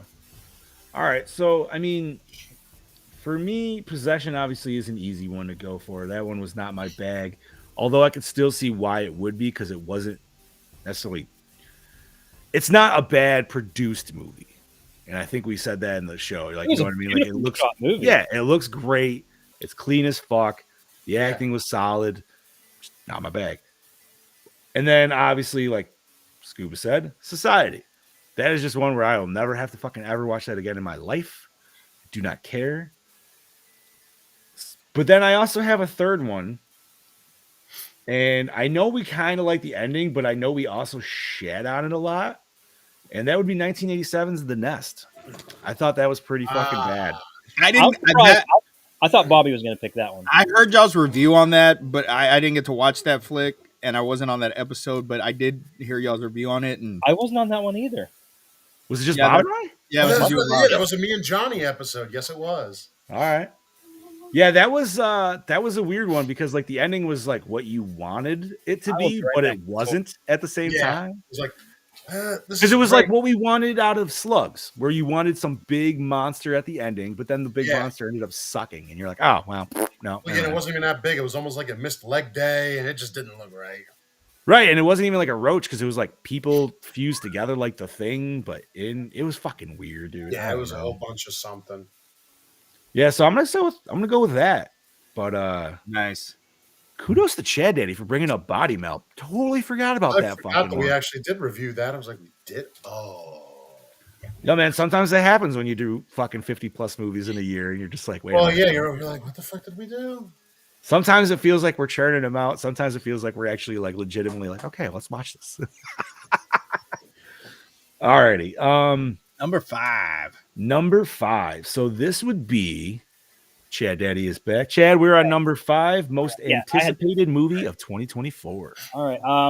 Scoobs, you want to lead the field on this? No, let's let Big Johnny D. Yeah, John, take it. Okay. Well, I mean, the blatantly obvious one would be coming out right at the end of March 29th would be Ghostbusters Frozen Empire. For sure, man. Like we actually got some solid Ghostbuster storytelling going on again. There's already comics announced to tell what's going on between Afterlife and this one. So we're going to get a bunch more shit just on that consumer level, which is be good for me because I'm just going to eat it all fucking up. Mm-hmm. And then, I mean, Deadpool 3 looks solid. I mean, I don't know, dude. There's a lot of cool movies. I think like Kong versus Godzilla looks fun as shit, dude. Like, you know, that's going to be a good time. Or Kong x Godzilla. Sorry. And then, I can't remember. Was it announced for next year? It's a personal favorite of mine and my family. I understand this isn't really in the realm house of what we're talking, but I'm excited that they announced Kung Fu Panda 4. I fucking love that series, dude. It doesn't have to be a horror movie. No, hell, yeah. That's your most anticipated movie by all means. I mean, I love the first 3, so I'm hoping it's good, but the problem is, like, once you start getting to that 4th one, that's where it's like, I don't know. Might be treading bad waters. This is true. Bob, what do you got, homie? What are you looking forward to next year? The other obvious, Ghostbusters Frozen Empire is number 1. I'm also a big Ghostbusters fan, so that's a must. Also, in the horror, Terrifier 3. I love the first 2. Ooh. Still do. I'm so just curious as to where it's going to go. I do know that they're getting the girl Lauren and the kid to return. So I'm just like, okay, I hope they kind of just delve a little bit deeper into art and a few other things. But I'm super excited for that. Other than those 2, those are my 2 favorites that I'm ready to get. For Terrifier 3, I'm really hoping the director doesn't go the route he wants to and make it fucking 3 hours. I do agree with that. Movie. It is. I know, man. That's tough, dude. Like, I do want some. I would like some solid backstory, maybe more flushed out with the whole art character. But not to the point where it's going to take it like that, where it's just filler to filler, you know? Yeah, I don't know about 3 hours, but now, Brody, if Mortal Kombat 2 is slated for next year, that is a solid. I just wasn't sure. I thought that was a 2025 release date. I could be wrong. It's still supposedly 2024, but with the strike just ending and they just resumed They filming. say they just resumed filming and shit like I that, don't dude. think Like it's gonna be 2024. I could cross my hands and in my heart and be hopeful, but yeah, probably not. Yeah, look at how many Marvel properties had to change. Like literally, the only MCU movie we get next year is Deadpool 3. True. I know Blade was really the only other one I was really fucking looking forward to seeing something come from, and that movie is just I feel like it's not even gonna fucking happen anymore. So I don't think it is the way things are going. which you know what? Maybe I don't want Marvel's version of fucking Blade. Maybe it No. fucking ruined Blade. I'd be like, no, dude, I'll just stick with Snipes. Like, fuck it. I don't know if they give us a Blade movie that's as good as Werewolf by Night was. I think it'll be in safe hands. Yeah, but the problem is it needs to be a Blade movie. It doesn't need to be Blade and like 5 other fucking people that we don't know. You know what I mean? Like, give me a solid Blade movie. Not an Origins movie either. Just a solid, like, yo, you already know this dude. He's a vampire. Here you fucking go. Let's fight. See, that's why I'm so worried about the new Superman movie that Gunn is doing, is because he's trying to shoehorn too many superheroes into it. Make it a Superman movie. Nope. We don't need Hawk Girl or whoever the hell else. It doesn't need to be. Yeah, no. And I feel like that's kind of where, like, a lot of the superhero shit's losing its stuff, man, because it's like, no, man, you're not focusing on the character that you're supposed to be fucking focusing on. Mm-hmm. But, word. All right. What else? Is anybody else got any other picks for next year? Well, like you said, Ghostbusters, Godzilla, of course, and Deadpool 3. But I think one that I'm kind of excited for, I saw the trailer for, and it just looks like it's going to be a good, fun movie, is If. What's that one, homie? I don't know if I've It's, seen it. with the Imaginary Friends. Yeah. Directed by John Krasinski. It's got Ryan Reynolds in it. And basically, the girl has like the ability to see imaginary friends. Okay. And so I don't really know like a lot about it, but just watching the trailer, it just looks like it's going to be like a good, fun flick with Ryan Reynolds in it. And I think with the way that the movie is, I think Ryan Reynolds is going, because they make it look like maybe he's like her dad or her uncle, but I think he's going to end up being an imaginary friend that she can see and doesn't know that he's an imaginary friend. Let me interrupt you first. Speaking of movies about imaginary friends, John, did you see the preview for that one horror movie about the imaginary friend? Where it's like God, that sounds really familiar. Like I feel like I just did. Because they showed a preview, at least in my theater, before Godzilla -1. Shit. They showed one for Night Dive, and then they showed one. What was the other one? You know what? I'm not gonna lie. Night Dive is one of those ones. I feel like it's gonna be bad, and I still want to watch it. And I don't know why. Have you guys seen this at all? I do. I have. It's literally might as well just be called. You're talking about Imaginary. Is that it? Imaginary? Yeah, it's called Imaginary. Yeah, that looks Yeah, that looks all right. Night Dive might as well just be called Haunted Pool because Basically. that's. Oh yeah, I Maybe saw that. like swim. Yeah. Ghost Pool. But it is stupid as it I'm gonna go see potentially. it though. I just want to see it. I'll give it a look. You know why it's intriguing to me? It's because it seems like, at least in the trailer, they utilized the proper figures of pools in the right way. Yeah. And I'm very intrigued to see if how well they do that throughout the entire movie.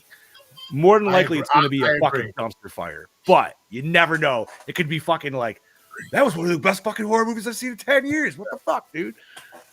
And then another one that I'm iffy. I'm on the fence about. I don't know. Is Furiosa, and then the new Planet of the Apes movie.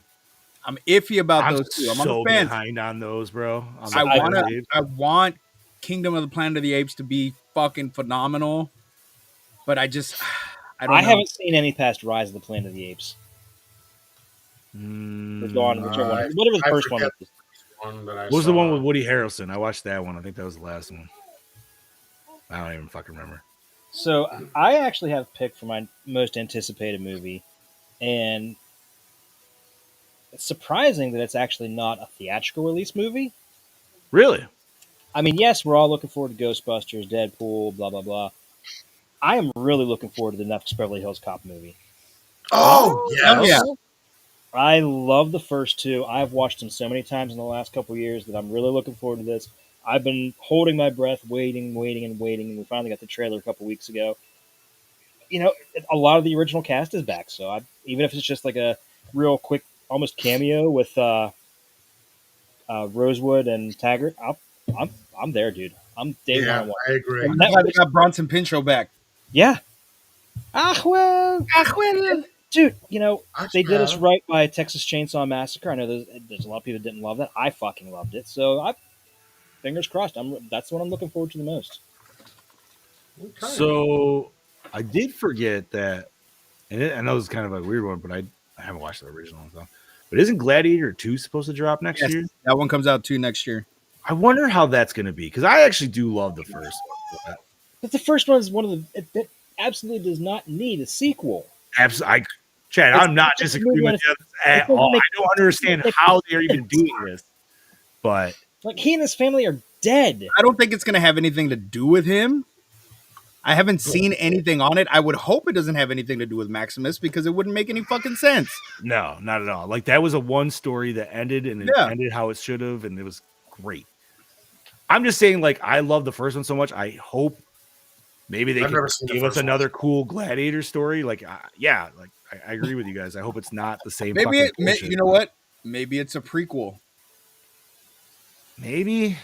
And because wasn't the guy, what the fuck was his name? The guy that ran all the gladiators, wasn't he a gladiator beforehand? I don't know. It's been such a long time since I've seen it. I can't remember. I don't think so. JG's Lounge, what's going on? Hey, Merry Christmas, Howdy. Yeah, I don't know. I mean, there's a lot of movies dropping next year for sure. Obviously, there's, depends on where you want to go with it and everything. But fuck, there's even Beetlejuice 2 next year. Hopefully that'll be good. Hopefully that doesn't just feel like a cash grab. That's what I'm afraid of. I already feel that way with them. I know. Even doing it. I know. It feels like you already know it's going to be cheap. I just don't know because for whatever reason. I hated Tim Burton's Alice in Wonderland, so I don't know if I want to waste my time with this. I'm gonna see it, but I don't. I'll see it, but I just I'm not gonna have. I'm gonna watch it, but I don't have high hopes for it. If that makes any sense.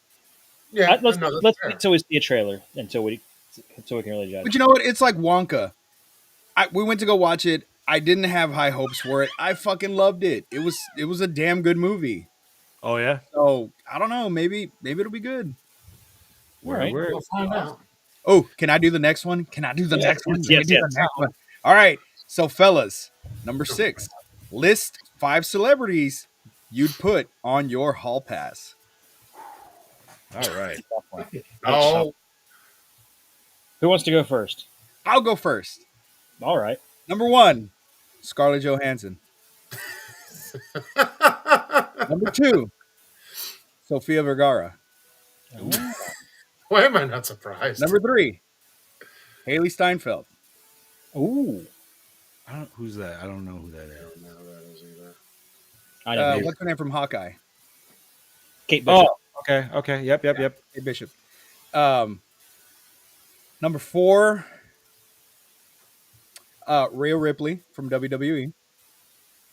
These are in no particular order. I was pregnant when I met her. Whatever, shut up. Number 5, you better be on all your lists, Ryan Reynolds. Well, yeah, he's gonna be number 1. But how dare you put him in number That's 5? no particular order. That's no particular order. Okay, keep Ryan Reynolds off. Keep Ryan Reynolds off the list because that's a given. Okay. It's 4. Let me tell you what. I'm gonna use my veto power in the future too, because when we do Ghostbusters, you are not allowed to pick Ghostbusters as your favorite song. Pick something else. Oh, I wouldn't anyways. That's a given. Okay. Bro, if it's not saving the fucking day, I'm leaving the show. Like, fuck off. Well, it's not on our own. It's like, okay. I don't know, because I like cleaning up the town myself. Cleaning up the town is great, man. But I'm telling you, when you are suited up with your boys and you are doing an event and the public is actually cheering you the fuck on. Come on, let's run some red lights. Yeah, bro. Saving the day is the song you fucking need jamming at that moment because you're just like, this is it, bro. This is 95%. This is 95% of all I wanted in my life without actually the shit working. Dude, And you have no idea how much I've been wanting to be a Ghostbuster since I was like 8 years old. So Yeah, but, seriously. Okay, I'll pass. No Ryan Reynolds. Bobby Brown Okay, is number no Ryan 2, Reynolds, Gene, so- but that's discussed. Ryan Reynolds is a given. All right. Hall pass. Oh, God. I got one left. Oh, okay. Just because I had this conversation the other day, and I was like, "Yeah, she was fine when she was young, and she's still fine. She's aging like fine wine." God damn it! Oh my god! Chair? No, absolutely Jesus Christ! not. No. What? Oh, what is wrong with you? Hold on. I've had a little bit to drink, so You It's white? all good. We all have. Seriously. Blake. Making Gene me said Blake sleepy. Lively. Steve's got to look up something. stupid. Marissa Tomei. Oh, okay. Okay, George. Aunt May. That's right. Short, stocky, bald man, huh?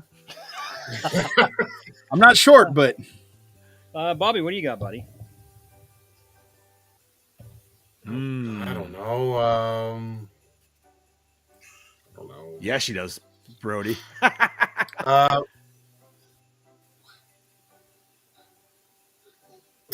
Bobby froze. You froze, Bobby. Okay. His image froze. You're freezing. What are you You're talking about? frozen. We're moving. You were just fine. frozen.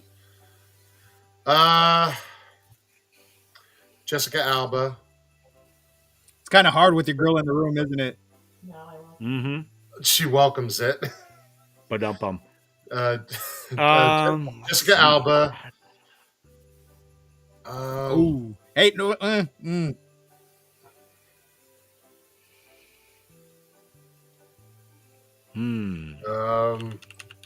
No, I honestly. I know. I gotta like fake now. It's crazy. Like dude. just you're Oh God.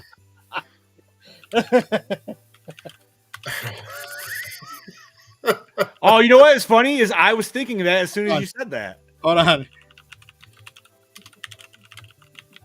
I can't say it because of HIPAA, but Oh. back in like 2003. I believe it. Wow. All right. All right. Oh, like, what else you got, Bob? The girl from Texas Chainsaw 3D, Alexandra Ooh, Daddario. Mario. Oh, Yeah. Ooh, good choice. Elizabeth Olsen. Yes. He's still one of my picks. She's on my list. Take it easy. Anna Kendrick. Very nice. Oh yeah. She's. You know what? She's dirty funny. Yeah, she is. Oh man, I should have picked Oh. Natalie Portman. Jennifer Love Hewitt. Ooh, she's looking kind of rough lately. Jennifer Love Hewitt in her prime.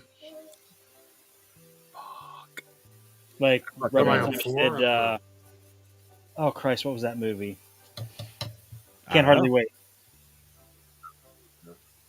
Can't hardly Wait. wait. It's really good. Mm-hmm. Shit, even in the Ghost Whisperer, she was hot. I don't know if I've watched Canada. Wait, no, is that? That's not the one with Jason Gordon-Levitt, is it? Yeah, I think no, that's No, Seth Green was in it. Seth Green and Oh, Canada. Sorry, I'm mixing you're movies. thinking she's all that. No, I was thinking 10 Oh, Things I Hate About You for some reason. I don't know if an obvious one for well, I guess obvious from Jennifer Lopez. Okay. Good choice, Bobby. Good choice. Don't ask me again because I'll forget everything I just said. I'll be like, well, I don't know what I said. Fair No, enough. disappointed in me because I didn't say Lucy Lawless or Shakira. Shakira, yes. Lucy Lawless. You know, Lucy Lawless is actually kind of hotter than she used to be, too. Okay, look at Lucy Lawless in Eurotrip and tell me she was not. Oh yeah, fuck I yeah. didn't say she was not never hot. I'm just saying I think she She looks looks like fine amazing. wine, dude. I think she's never looked better than like in Evil Dead the series, man. I thought she was hot as fucking that. I got Mel the Xena discography for Nice. Christmas. Nice. The best episode is called "For Him the Bell Tolls." Going with Joxer the Mighty. Okay. You ever seen that one? I don't It's think I Been have. a long time. One of the gods puts a spell on Joxer so that every time he hears a bell ring, he becomes this dashing hero.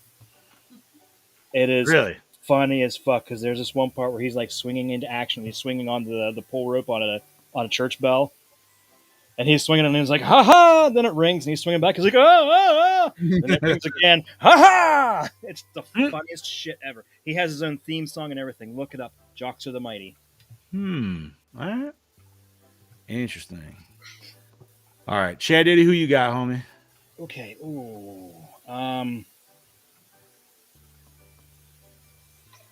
My top pick. It's one I always keep going back to, and I have for decades. Jennifer Connelly. Yeah. Okay. I got to go with Amanda Seyfried. Fell in love with her in Mean Girls. She was the ditzy blonde. She's got them big doughy eyes. Big blue eyes does it for me.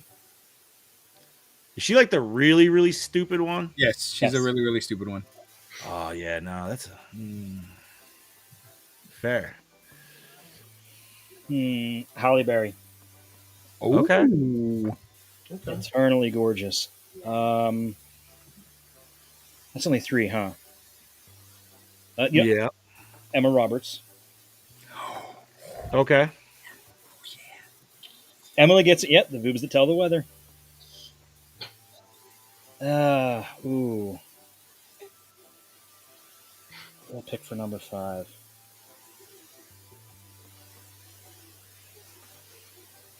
I was going to go with Elizabeth Olsen, like Bobby said. But I got to go with who I thought was the hottest woman in the MCU, Kate Blanchett. All right. Oh, dude, when she was Hella? Oh, yeah. Yeah, but when she's not Hella. Is she looking rough? I didn't think she was. She wasn't really doing anything for me as Hella, but Okay. Maybe I should change that then. There's something about that goth makeup that makes every girl look hot. I love that shit. I'll go with Elizabeth Olsen then. Okay. All right. Oh man, put me on the test. So I'm gonna say one that usually I don't say blondes first, but I gotta give Margot Robbie my first pick, dude, just because she's always gonna Barbie. Yeah, exactly, dude. Damn it! Why did I not pick Emma Stone? Emma Stone's good too. That's what I'm saying. I made my list and I'm like, God damn it. Okay, scratch off Elizabeth Olsen, pencil in Emma Stone instead. Okay. Let's see. I gotta say, dude, and I like her even more so now that she's like not trying to like hide in like the skinny face, bro. Selena Gomez, dude.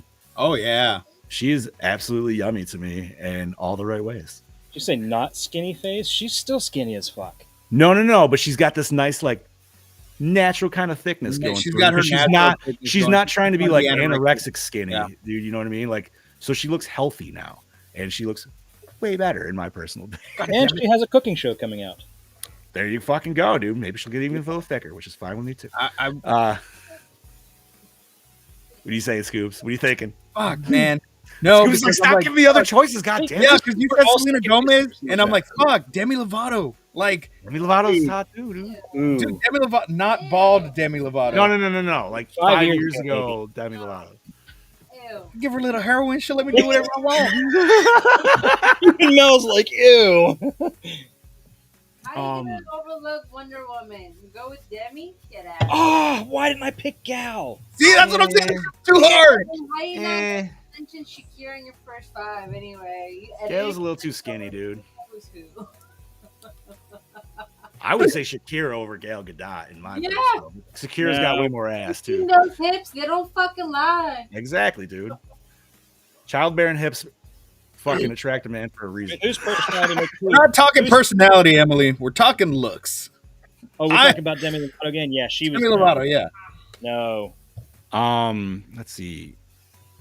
Rihanna, dude. I think Rihanna's very attractive. She'd murder you in bed. She would. I don't care. I don't care. I welcome. No, I wouldn't care either. But she would fucking murder you in bed. And there's a lot of people that would. Dude, we both missed a major one for our list. Monica. Oh yeah, you too. Monica.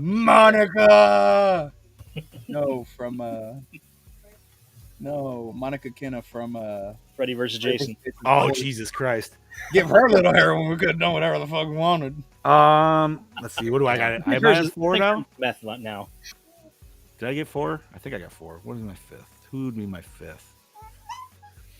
I love how this is like the longest segment because we're all like, Dude, because there's a lot of people. Because there's a lot of people to think of, man. Like it's just.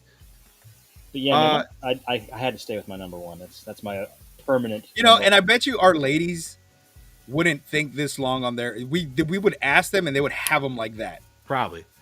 You know, the funny thing is, I bet if I asked my wife right now, she would probably put Emma Stone on one of her lists. Girl crush.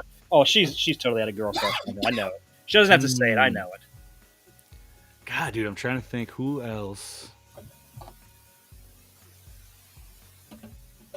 You know what, dude? I'm gonna do a shout out to 1997 Johnny back in the day. Again, I'm gonna throw on old school Heidi Klum because I had that woman's poster all over my fucking room. Wow. Yeah, I can't think of anybody else. So I'm just gonna go with the reach. If we're going that far back, I'm going with like 2003 Rad Chad's pick of Brittany Murphy. That's fair, dude. And her would have picked Tyra dirty Brittany Murphy was something for sure, dude. Even cute, clueless. Yes. She was also something horrible. Oh, damn it! All right, I got to give my auto. I forgot to even mention her because she should have been in my top 3. But here's another woman that would destroy me in any aspect of life. Going with what Scoop said, would be Aubrey Plaza. I am extremely attracted to her, dude. Who is that? Who is Aubrey Plaza? Oh, it's just her dry, sarcastic sense of humor. It is like she would piss you off royally, but dude, you know you would just when you're making up, that'd be something completely different, dude. For sure. Alrighty, so where are we at now, boys? Most anticipated review of ours next year. All right, so we got to go into the list for next year. I pull up the list for next year. I already started looking at it before, and probably for me because I wanted to see it and we haven't had a chance. But The Pope's Exorcist because I've been wanting to see that movie. Okay. I mean, there's a lot of movies on here that I've already seen, and I can't wait to review with you boys for sure. But if I got to go with stuff that I haven't seen, dude, like I'm excited to watch Willy's Wonderland. That's one I've been waiting for because, you know, I always enjoy that kind of shit. And I've never actually watched the original Gojira, so I'm very excited to watch that one too. That's gonna be Trust me, when you see the original Japanese version, you will agree it's a horror movie.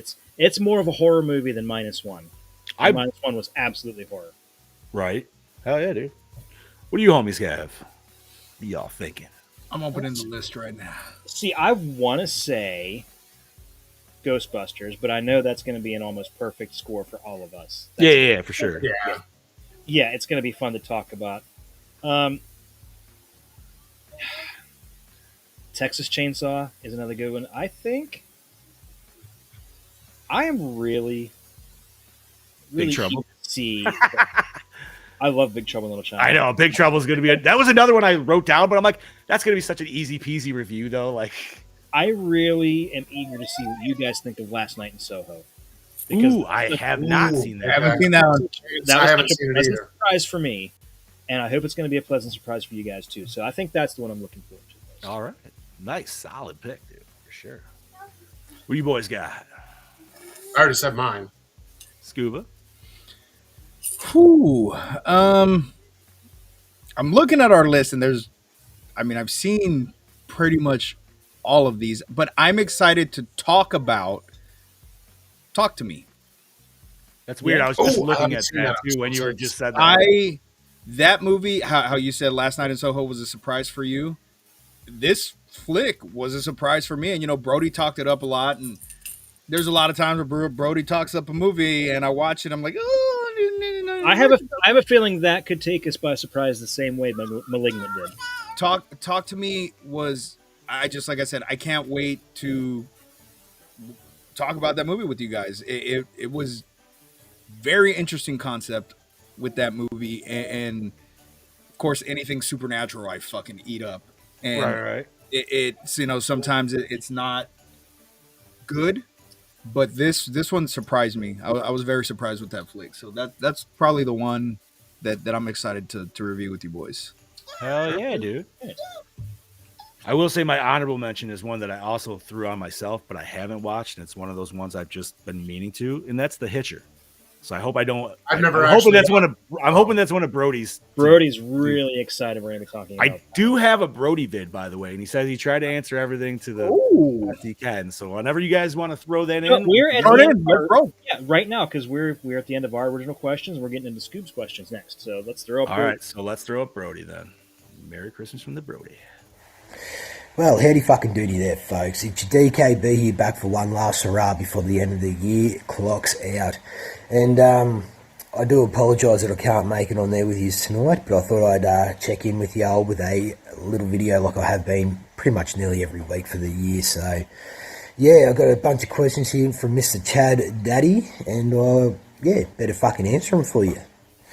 Yeah, so kicking it off is my favourite film of 2023, and that would be Talk to Me from Danny and Michael Philippou, the Rucka Brothers.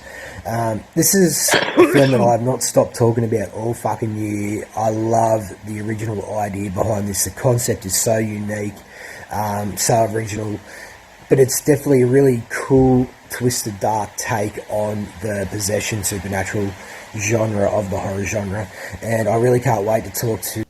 I'm just going to pause Brody here real quick. If everybody's wondering, or maybe you're not, Brody already apologized in advance, but he said it was raining like a motherfucker when he was trying to record this. Yeah, and it's right on the roof, too. Yeah, so like amplified sound. Woo. So it sounds like freaking white noise. But just let you guys know. We'll go. All right, now back to the Brody. The lads about it next year. But yeah, Talk to Me. It's definitely one of them films that sort of stays with you after when the credits roll, because it does have a lot of answers there in the moment, but it doesn't really explain much of the backstory. So I think it's kind of cool that we're getting a sequel to maybe which direction it's going to head. I do not know, but they did say they have a Bible pretty much full of information when I got to meet one of the directors, Danny Philippou. So yeah, we had a little bit of a talk about it, and yeah, I can't wait to talk to the lads about it. My least favourite film of 2023 is what we reviewed the other week, and that would be It's a Wonderful Knife. I'm not really going to go into it too much on here. If you want to hear me talk about that film, why I hated that fucking film so much, go back and listen to that episode of Gore and More, and you will find out my answers and why I hated that fucking film. I don't know why I'm laughing at that. Favourite film we reviewed this year would have to be The Descent. I think that's the score I gave the most because it's just such a wonderful idea. Yet again, it's one of them original, fresh ideas for the horror genre that just sort of come out of nowhere. I remember back in the day, it was just sort of like, holy shit, where did this film come from? It was a bit of a sleeper under the radar, and I'd been a fan of the directors because of Dog Soldiers. So to see this film come out, it actually really scared the fuck out of me back in the day. And I think I gave the score of like a 4.7 or 4.8. But yet again, if you want to hear me talk a little bit more about that, go back and listen to that fucking episode. My most anticipated film of 2024 is Nosferatu. Director Robert Eggers involved in this project. It has a stellar cast. I am a huge, huge fucking fan of Robert Eggers. I think anything that he has done or brought out is nothing but pure gold. So I'm really keen to see his take on this Nosferatu project. From my understanding, it's been a passion project of his for years, and I think the only person that could bring a remake of this to life would be this man. So I am extremely excited to see what unfolds on the screen while viewing this. Once again, my least favourite film we reviewed this year. Can you guess it? Yeah. That's right. It's a Wonderful Knife. Fuck me. Do I need to say any more? I'm not. So my most anticipated episode for reviewing for next year would have to be Dead Alive, aka Brain Dead, from Peter Jackson. I literally watched it fucking a couple of nights ago, and it's one of the funniest fucking films ever. The gore in this, I think it's one of the goriest films of all fucking time, and it's a perfect fitting for the title of this show. It's Gore and More. It just has that gore and blended in with the elements of humour, drama, anything that Peter Jackson's able to throw at us. It has. Don't you fucking worry about that. So practical effects extravaganza. I don't want to rave on too much about it, but yeah, I'm really excited to fucking talk about that. Hell yeah, dude. Yeah, so for the final question of this segment, I have a list here of all the people, essentially what you usually call a hall pass, but down here just people or celebrities we would like to fuck. And going from the topic, in no particular order, they can all join in at once, I don't care, I don't mind. First off, we're kicking it off with Margot Robbie, Jennifer Aniston, Elizabeth Hurley, Jamie Presley, and Sofia Vergara. Yeah. Wow, no some Yay or nay? Fucking yay. All the way, baby. I mean, do you need Samara if you already got Margot? So with that, I'll leave you with one final message from the DKB himself, and that is, I hope you had a great Christmas. I hope you enjoy your New Year, and I look forward to hearing from the fucking Gorehounds themselves next year. I can't wait to talk about film, be a part of this show again, and just, have fucking fun with it. Life's a garden, dig it. Keep on keeping on. Yeah. Hell yeah. Peace. Brody! Thank you, Kylie. Brody, what a stellar performance as always. Hi, Charlie. Exactly, Charlie. Let's do some flipping around here. All right. So, Doppelganger Kangabanga, obviously he is with us in the chat. He wishes he could have joined us live, but he's obviously got some friends and family down where he's at right now, so understandable. Hopefully, fingers crossed, maybe Dick's too, we can get him on way more, a few more live episodes next year. Yeah, that'd be nice. I mean, obviously it's all up to his schedule, but if we can, we're gonna fucking have him. So of course. Fuck yeah, dude. Man, he really hated It's a Wonderful Life. Yes, he did not like that movie at all. I need to go back and listen because I didn't get to listen to that episode. Oh yeah, no, he gave that shit a 1, bro. Like Yeah, he he was did. like, this movie fucking sucked. I didn't like anybody. I didn't. He like, even said he might watch Amityville 3 before he had watched He it. did, He dude. did say that, yes, Bro. Yeah. That's how I felt about the one we watched. Listen, the fact that any of us, if any of us are coming out swinging a 1, you know what I mean? Like that's an instant, like, no, man, fuck this movie. I don't give a shit what anybody else says. Fuck this piece of crap. Alrighty. Well, thank you once again, Brody. Merry Christmas to Down Under there. Alrighty. So Scoob's made up some questions. Okay, we can skip the first one because I already answered that. What was your absolute favorite horror movie we covered this year and why?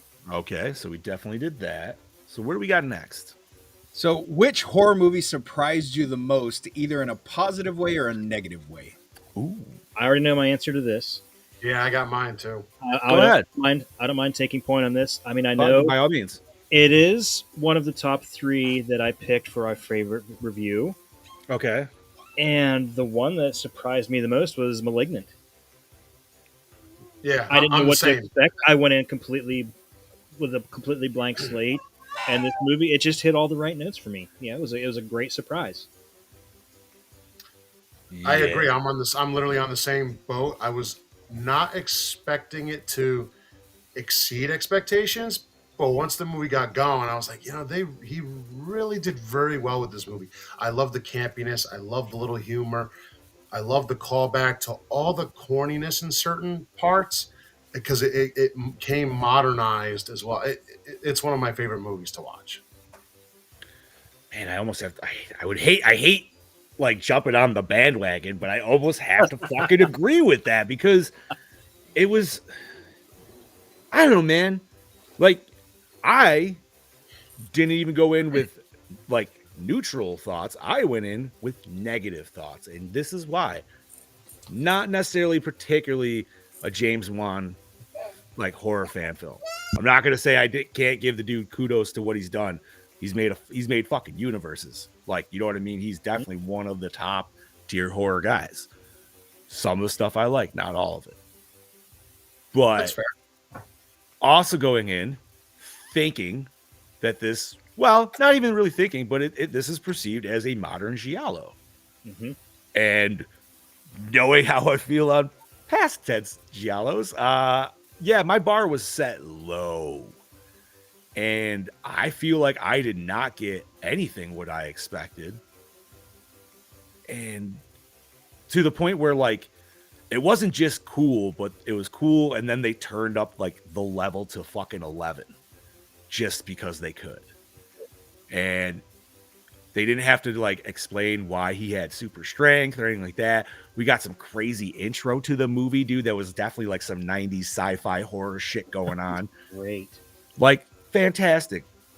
I really wish I had another one to say, dude. Like, I feel bad jumping on your bandwagon, but it's so good. So I'm not going to jump on the bandwagon, and I'm not going to pick one that surprised me in a positive way because we did a lot of great fucking movies last year.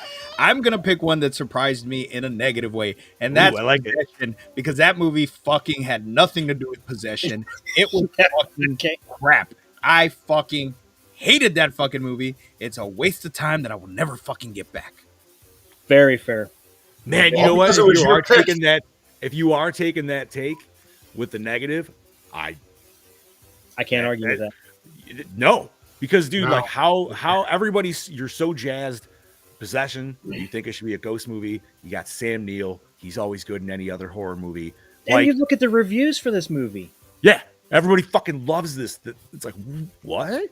Yeah. And I mean, but you know what? And I can't say that because Brody didn't Brody enjoyed it from a different take than what we did. Mm-hmm. So, but you know what, Scoops? Fuck yeah, man. I appreciate that. Thank you for taking that negative route. I'm trying to think if there was any others. Like, I feel like in the first part of the year, it's either I'm already forgetting half of it, or like there will at the beginning of the year though, like right, because we did solid shit.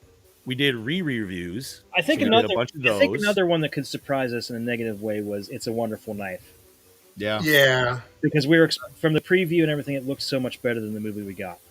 that's true. It did. I liked it though. with the Like, little I bit didn't. of things, with the few things I said in my review, I mean, it wasn't horrible. Like I didn't hate it. I still think Better Watch Out is.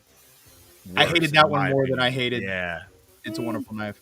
Like, if All you right. gave me the choice, of that's what I had to watch, I'm definitely putting it on. I'm like, all right, throw on it. Yeah, definitely. Now, Mayhem was a good one because I also had not watched that when we put that on. And if y'all was remember, Mayhem? that was Mayhem, the one where they were all in the building and they all got like sick and they were the just one- like doing yeah, whatever the fuck they wanted to And do. Walking Dead. I forgot all about that one. Yeah, that was pretty fucking good. dope. Everybody was a was just good movie. fucking or I punching like that. or running around naked. I forgot about that one. Yeah, it was a solid more one. Shitting on desks. We needed more Yes. craziness though. Yeah, Yeah. we needed a little a little bit more like, craziness, but it was that one surprised me in a good way. We needed the lady sweeping the grass from Crazies. yes. Yes. Okay, so who do you think was the standout villain or antagonist in the horror films that we discussed this year? I can pick my pick Ooh. is actually really easy. The first one that came to mind when I read this, Rose the Hat from Doctor Sleep. Fuck, Chad, stop doing that. God damn it, dude. Yep, God Hey, damn that's it. good. exactly who I had picked also. Fuck. Because you can't really hate her. No, you No. can't. But she's a solid good. villain, though. Killing She kids. was. and she was just trying to survive. She's still killing kids. Like, She's still killing kids because she had you to. feel for her, but at the same time, then there is a point where it flips, and you're like, nah, dude, fuck this bitch. Yeah, fuck her, yeah. Damn Brody it, dude. That was the Gabriel first. from Malignant. That was the first one that I thought of too. I hate that. Oh, that sucks, dude. We're like on that fucking Because mind it's meld shit standout right villain. now, She bro. was a Like, standout villain. Plus, she was really hot. So Yeah, she was. that does. Oh God. God damn it! Now I gotta fucking look at our last year's list again. Brody says Gabriel, also solid Great fucking choice. what do the rest of you guys got? Thank I'm you. gonna go with Villains. Cropsy. All right, excellent. Ooh. I did like, Like Roxy. that, you know, the burning. I had never seen the burning before, and I immediately, when Brody was like, Marcio makes the mask, I was like, ooh, I'm gonna have to look into that because that would be fucking something great for me to fucking cosplay. Oh, we did Hatchet, didn't we, this year? No. No, I don't remember what we did now. You gotta look at our list, dude. I mean, it goes back. Don't say Dr. Giggles for the love of God. No, it's not gonna be Giggles. Man, let's see. Ooh. I'm gonna choose the main evil doctor from Beyond.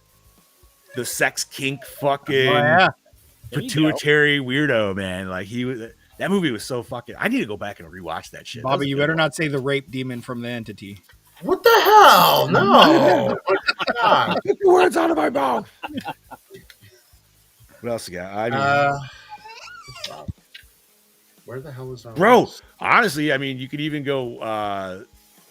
Fucking what's his name from Scanners, dude? I fucking love him in that. Okay. Ironside. Yeah, no. Well, I met him finally, and I would definitely say he's coming in March, dude. I can't wait. Yeah, I'm gonna definitely get his autograph. No, you just jog him.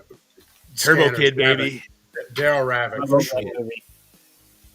Because he plays it so cool, yet it's almost like I love it. Well, especially the first scene we see him in, he just makes that guy's head explode. Like, what kind of power? Like, imagine if we had that power. Holy shit! Right. All righty. What else? All right. What are we on now, boys? I think we all got Okay, so we're on what scene or moment from a horror movie genuinely scared or startled you the most? So this doesn't have to be a movie that we reviewed. It can be any film that you watched this year.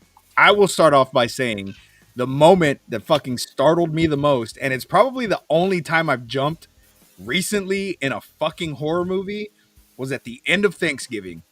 Caught me completely off fucking guard, and I fucking jumped in the closet scene. Oh, I know what you're talking about. Yeah. I'm brain farting, but I'll take your word for that. I would say for me, not a movie. Well, was it? Well, no, we did do it. The movie Smile. That movie. We didn't do Smile. Me a lot, especially in the movie theater when me and Rebecca went and saw it. That movie got me quite a bit. I was like, "Whoa, this is actually really fucking scary." Smile we're doing next year, right? No, I don't think it's on the list. Oh, I thought it was. I don't think so. No, it might not be. But I thought it was. It might have been talked about. Maybe that's what it was. So we're going with just any movie that we saw then this year. Oh, yeah, I was trying to think more closer to the podcast. Personally, that's what I'm thinking. I'm going to try and keep it close to the podcast. So I'm going to pick the scene that scared or startled me the most was when they Doctor Sleep with the little boy, the baseball player. Okay. Okay. Well, Oh yeah.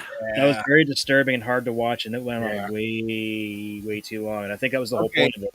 If we're talking about shit that we reviewed, same movie that just kind of was where they show the mom and the baby. Oh yeah, like that was that was a rough scene for me.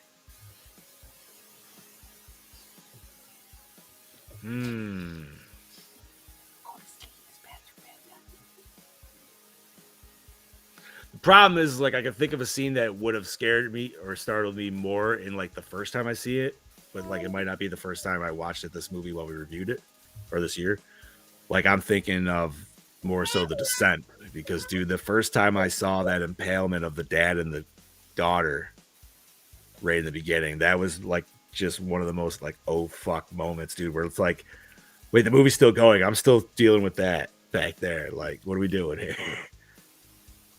I'm gonna go for that one just because I feel like that's still the one that resonates with me the most. Fair enough. What you got, Bob? I said mine already. Did you? Sorry. We all good then? So we got. All right. What are we on? Best horror performance? Yes. So, which actor or actress delivered the most impressive performance in a horror role? So, we're keeping this to the podcast, or any of the movies we saw this year? Let's just keep it to the podcast. Keeping the podcast. Okay, let's keep it to the podcast. Okay, I'm gonna have to consult my notes again. I'm gonna say Angus Scrimm in Phantasm. That man was fucking terrifying. Impressive performance in a horror role. That is a tough one. Yeah, I don't know. That's a hard one. I'm going back. You know what? No, it's not. And you know what? Maybe this is a cop out, but for me, dude, like he's been on the rise for the last 5 years or so, and he just brings in. We already talked about waiting for his new movie coming out, dude. I'm giving it to Art the Clown. Ooh, yeah. Art to me is just completely over the top, and even though we only watched the first one this year, in my head, I still kind of judge it with the second one, and it's just like Jesus Christ, dude. You know The something? lead villain in Popcorn, wasn't that the movie guy, the guy who owned the theater? Yeah, Or no? something I don't remember now. I can remember the deaths in Popcorn. I don't remember the villain. Toby. Toby. Thank you, Gene and boys. I'm gonna jump on the bandwagon with John, and I'm going with Art the Clown because he's just been relentless, and he doesn't Bro, stop. he said He also has John Goodman. arachnophobia. You know what? Yeah, fair enough. I am going back, and Is he the villain though? I guess Stewie's to the No, spider. it doesn't. It's just which actor, actress. Yeah, who most impressive. Most impressive performance. Oh. Okay. I am going to go ahead and give my pick to Chris Sarandon in Fright Night. Right on. Good. He was solid. fantastic as Jerry Dandridge, and kind of sexy. Yeah. Okay. Let's skip Now we get it. around a bit and let's do most memorable episode. Looking back at all of our episodes, which one stands out the most as memorable and fun to review? Trying to think of like my favorite Brody moment. Oogie spooky. Oh yeah, well that'll always be there. Are we just keeping it to this year? Trying to, I guess. Yeah. Well, it should be year in review again. Yeah. So yeah. I would say for this year, probably Studio 666. That was a fun fucking. That was a episode. fun fucking episode. Like was just a talking fun about one. the movie and how much everybody enjoyed it, and like if you go back and watch the episode talking about the movie, we all had smiles on our fucking faces We talking did. about that fucking movie. It was a really fun movie, and we had fun talking about it. Problem is, dude, you know what? Fuck that movie, man. Because the I pooped in the toilet and said, "Yeah, you did." He blew up the toilet. That was last year. I'm No. gonna go with one that I said was my favorite was Yep. Scout's Guide to Zombie Apocalypse. That's a close it was second. such a fun episode for us. I enjoyed every minute of that, which I do all the time. I mean, they're both good because I feel like those episodes in particular were both pleasant surprises for all of us, or for most of us that hadn't seen it. Maybe more. Oh man, I don't know. Because the dudes are really fucking hilarious in Scouts, but there's just some shit we laughed about. We went like deep diving on Studio. I'm gonna give it Studio 666, dude. Because you know what it is? Whatever it is about that movie, it makes me fucking watch ranch. Makes me want ranch Doritos. And you know what? Fuck them for that, because that's all it is, dude. Is just Pat eating ranch Doritos in like perfect fucking bag form. Ooh, Dolls was a good episode. I forgot we did Dolls this year. I thought. Yeah, that was a good one too. Oh man. I feel like I just remember we stayed really on topic of whether or not what's his name blew Dave or not. We were like, we're pretty all sure he did. Headcanon. It happened. It happened. It did. All righty. Where you want to go next, Scubas? Let's do. You want to do underrated gem? Yeah, let's do underrated gem. Okay. Did you come across any horror movies that you feel are underrated and more people should watch? I feel like this should be something that we watched anytime. Any horror movie, like not just in the past year. We haven't just covered it for the episode for the show. Let's just go deep dive. What horror movie do you feel is underrated and more people should watch?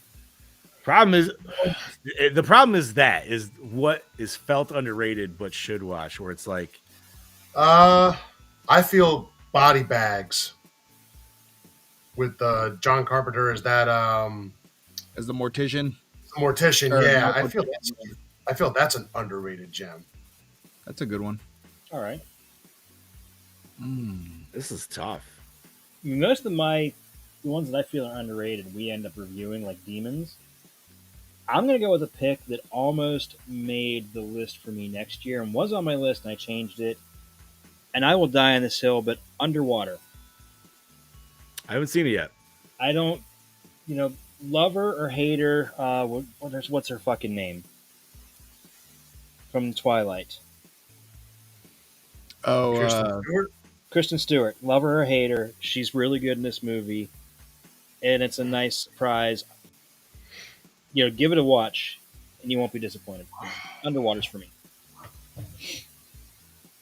So I feel like for underrated gem, I'm just gonna stick with the podcast because I can't think of anything in particular at this moment. But what was that Aussie film we watched with the prom date? The Loved Ones? Mm-hmm. I like that one, dude. That was one that I just did not expect to like. I don't think I would recommend that to everybody though. That would definitely be like I'm gonna suss out where your horror goes and maybe give you that, because obviously you got to kind of be into a little bit of like gratuitous blood and some torture shit somewhat. So yeah, I'm gonna go with that one, dude. So I'm gonna say for the podcast, probably Scout's Guide to Zombie Apocalypse. Solid. But not in the podcast. I would say Wreck. I've never watched the original Wreck. I've only watched Quarantine. Quarantine, yeah. Yeah, That's no. something I too. mean, and they're basically shot almost exactly scene for scene Yeah. the Spanish one, but I don't know. Just watching it in Spanish, there's just I don't know. I it's one of those movies that just kind of stuck with me a lot, and it's one of those films that anytime somebody's like, "What's a movie I should watch?" Watch Wreck. Yeah. Okay. Dude, The Hidden was really good. I liked The Hidden. I did I liked enjoy that that. more than I thought I would.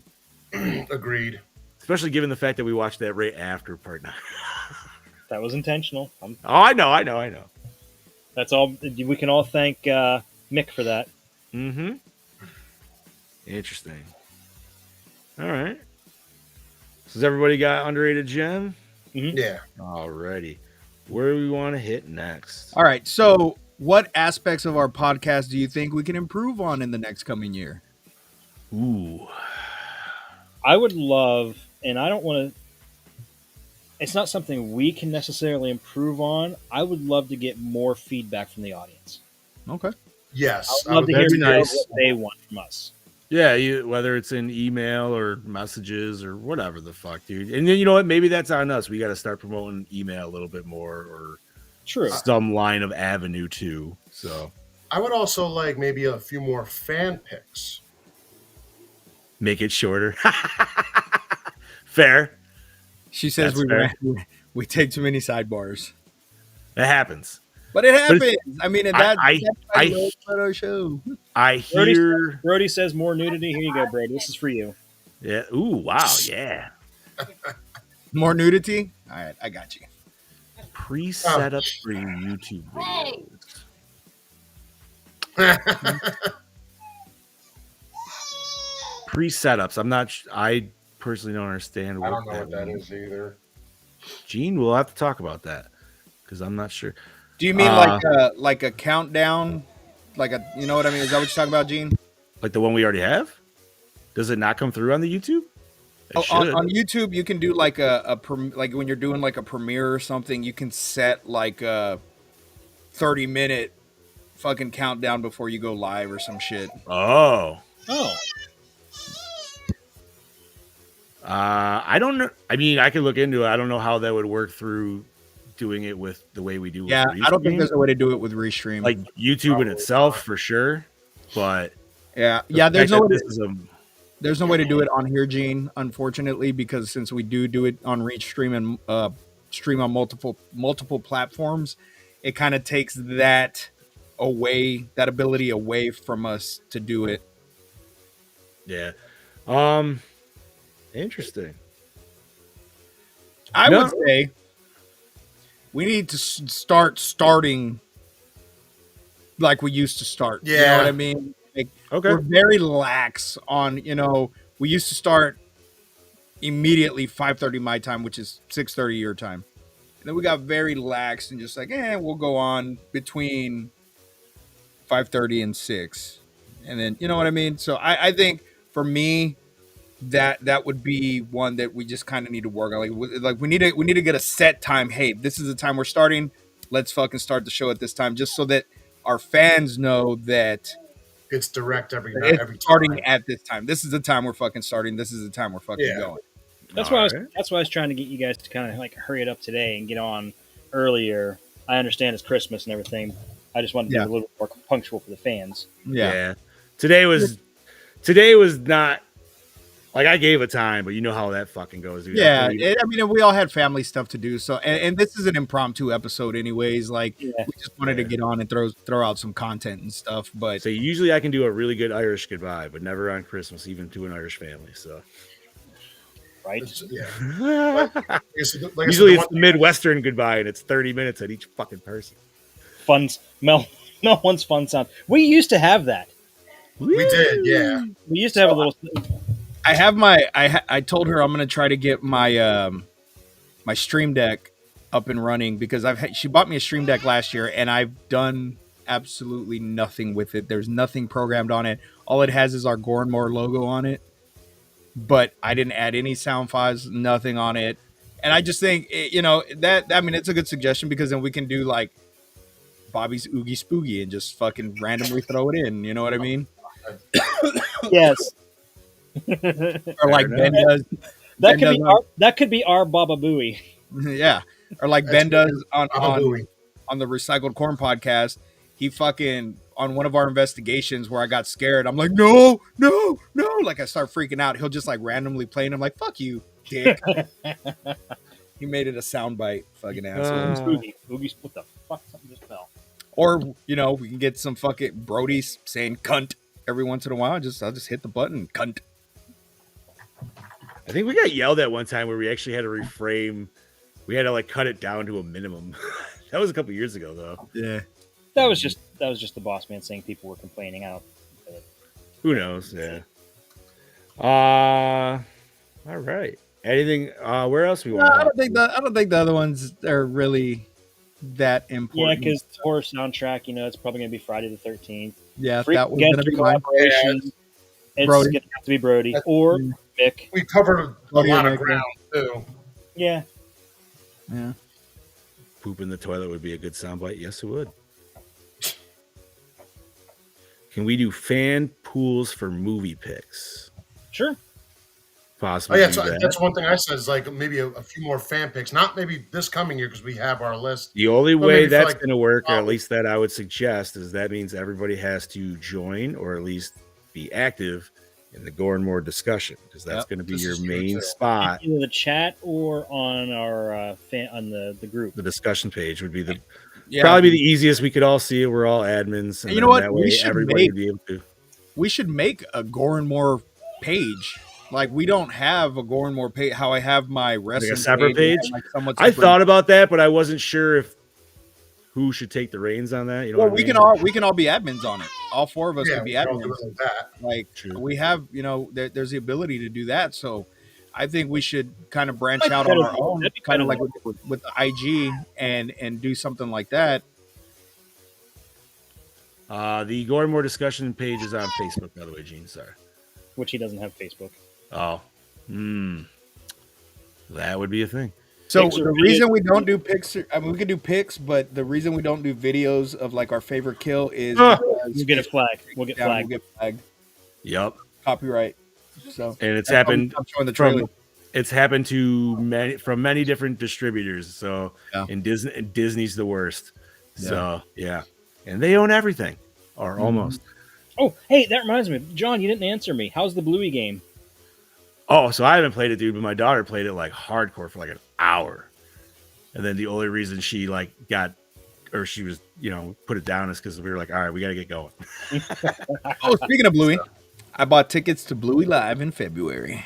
Oh, nice. Yeah. No, but it looks cool, dude. And every time she would just yell, she's like, bandits dancing. So I would just be like, in the kitchen. Doing the old sprinkler. Fucking right, dude. That's where it's at, man. No, she enjoys it, dude. It's solid. She was super excited when she opened that.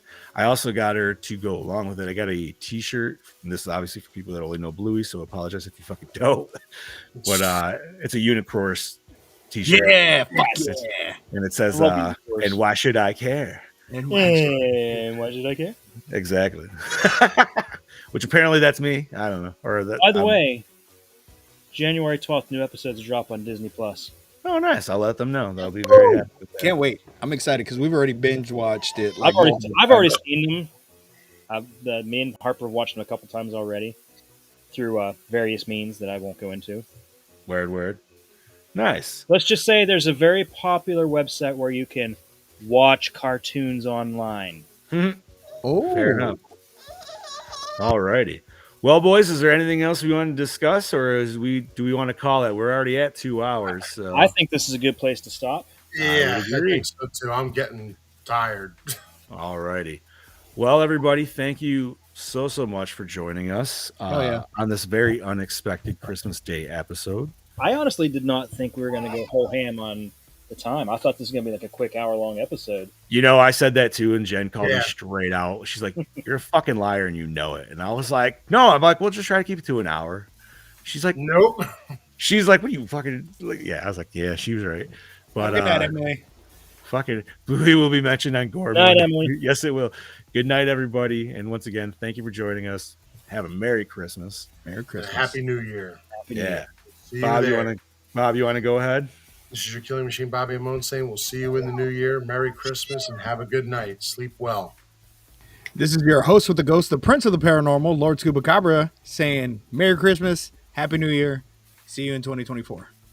Yeah, buddy. This is your Dark Lord of Knowledge, your Chad Daddy, saying Merry Christmas, Happy New Year. And since nobody else has plugged next week's episodes, join us Oh, next week for the Wes Craven classic, A Nightmare on Elm Street. Hell yeah! Thank you, Dark Lord, for that. I figured you're the man to plug our next episodes, anyways, so that works out well. And I am your not so mean Fluffmaster Stream once again saying thank you, Gorehounds, for joining us. I hope you guys have a Merry Christmas, man. Hope you all had a fantastic fucking day. Mm-hmm. And like the boy said, we'll see you in the new year. Watching Freddy and join us. Peace out, bitches.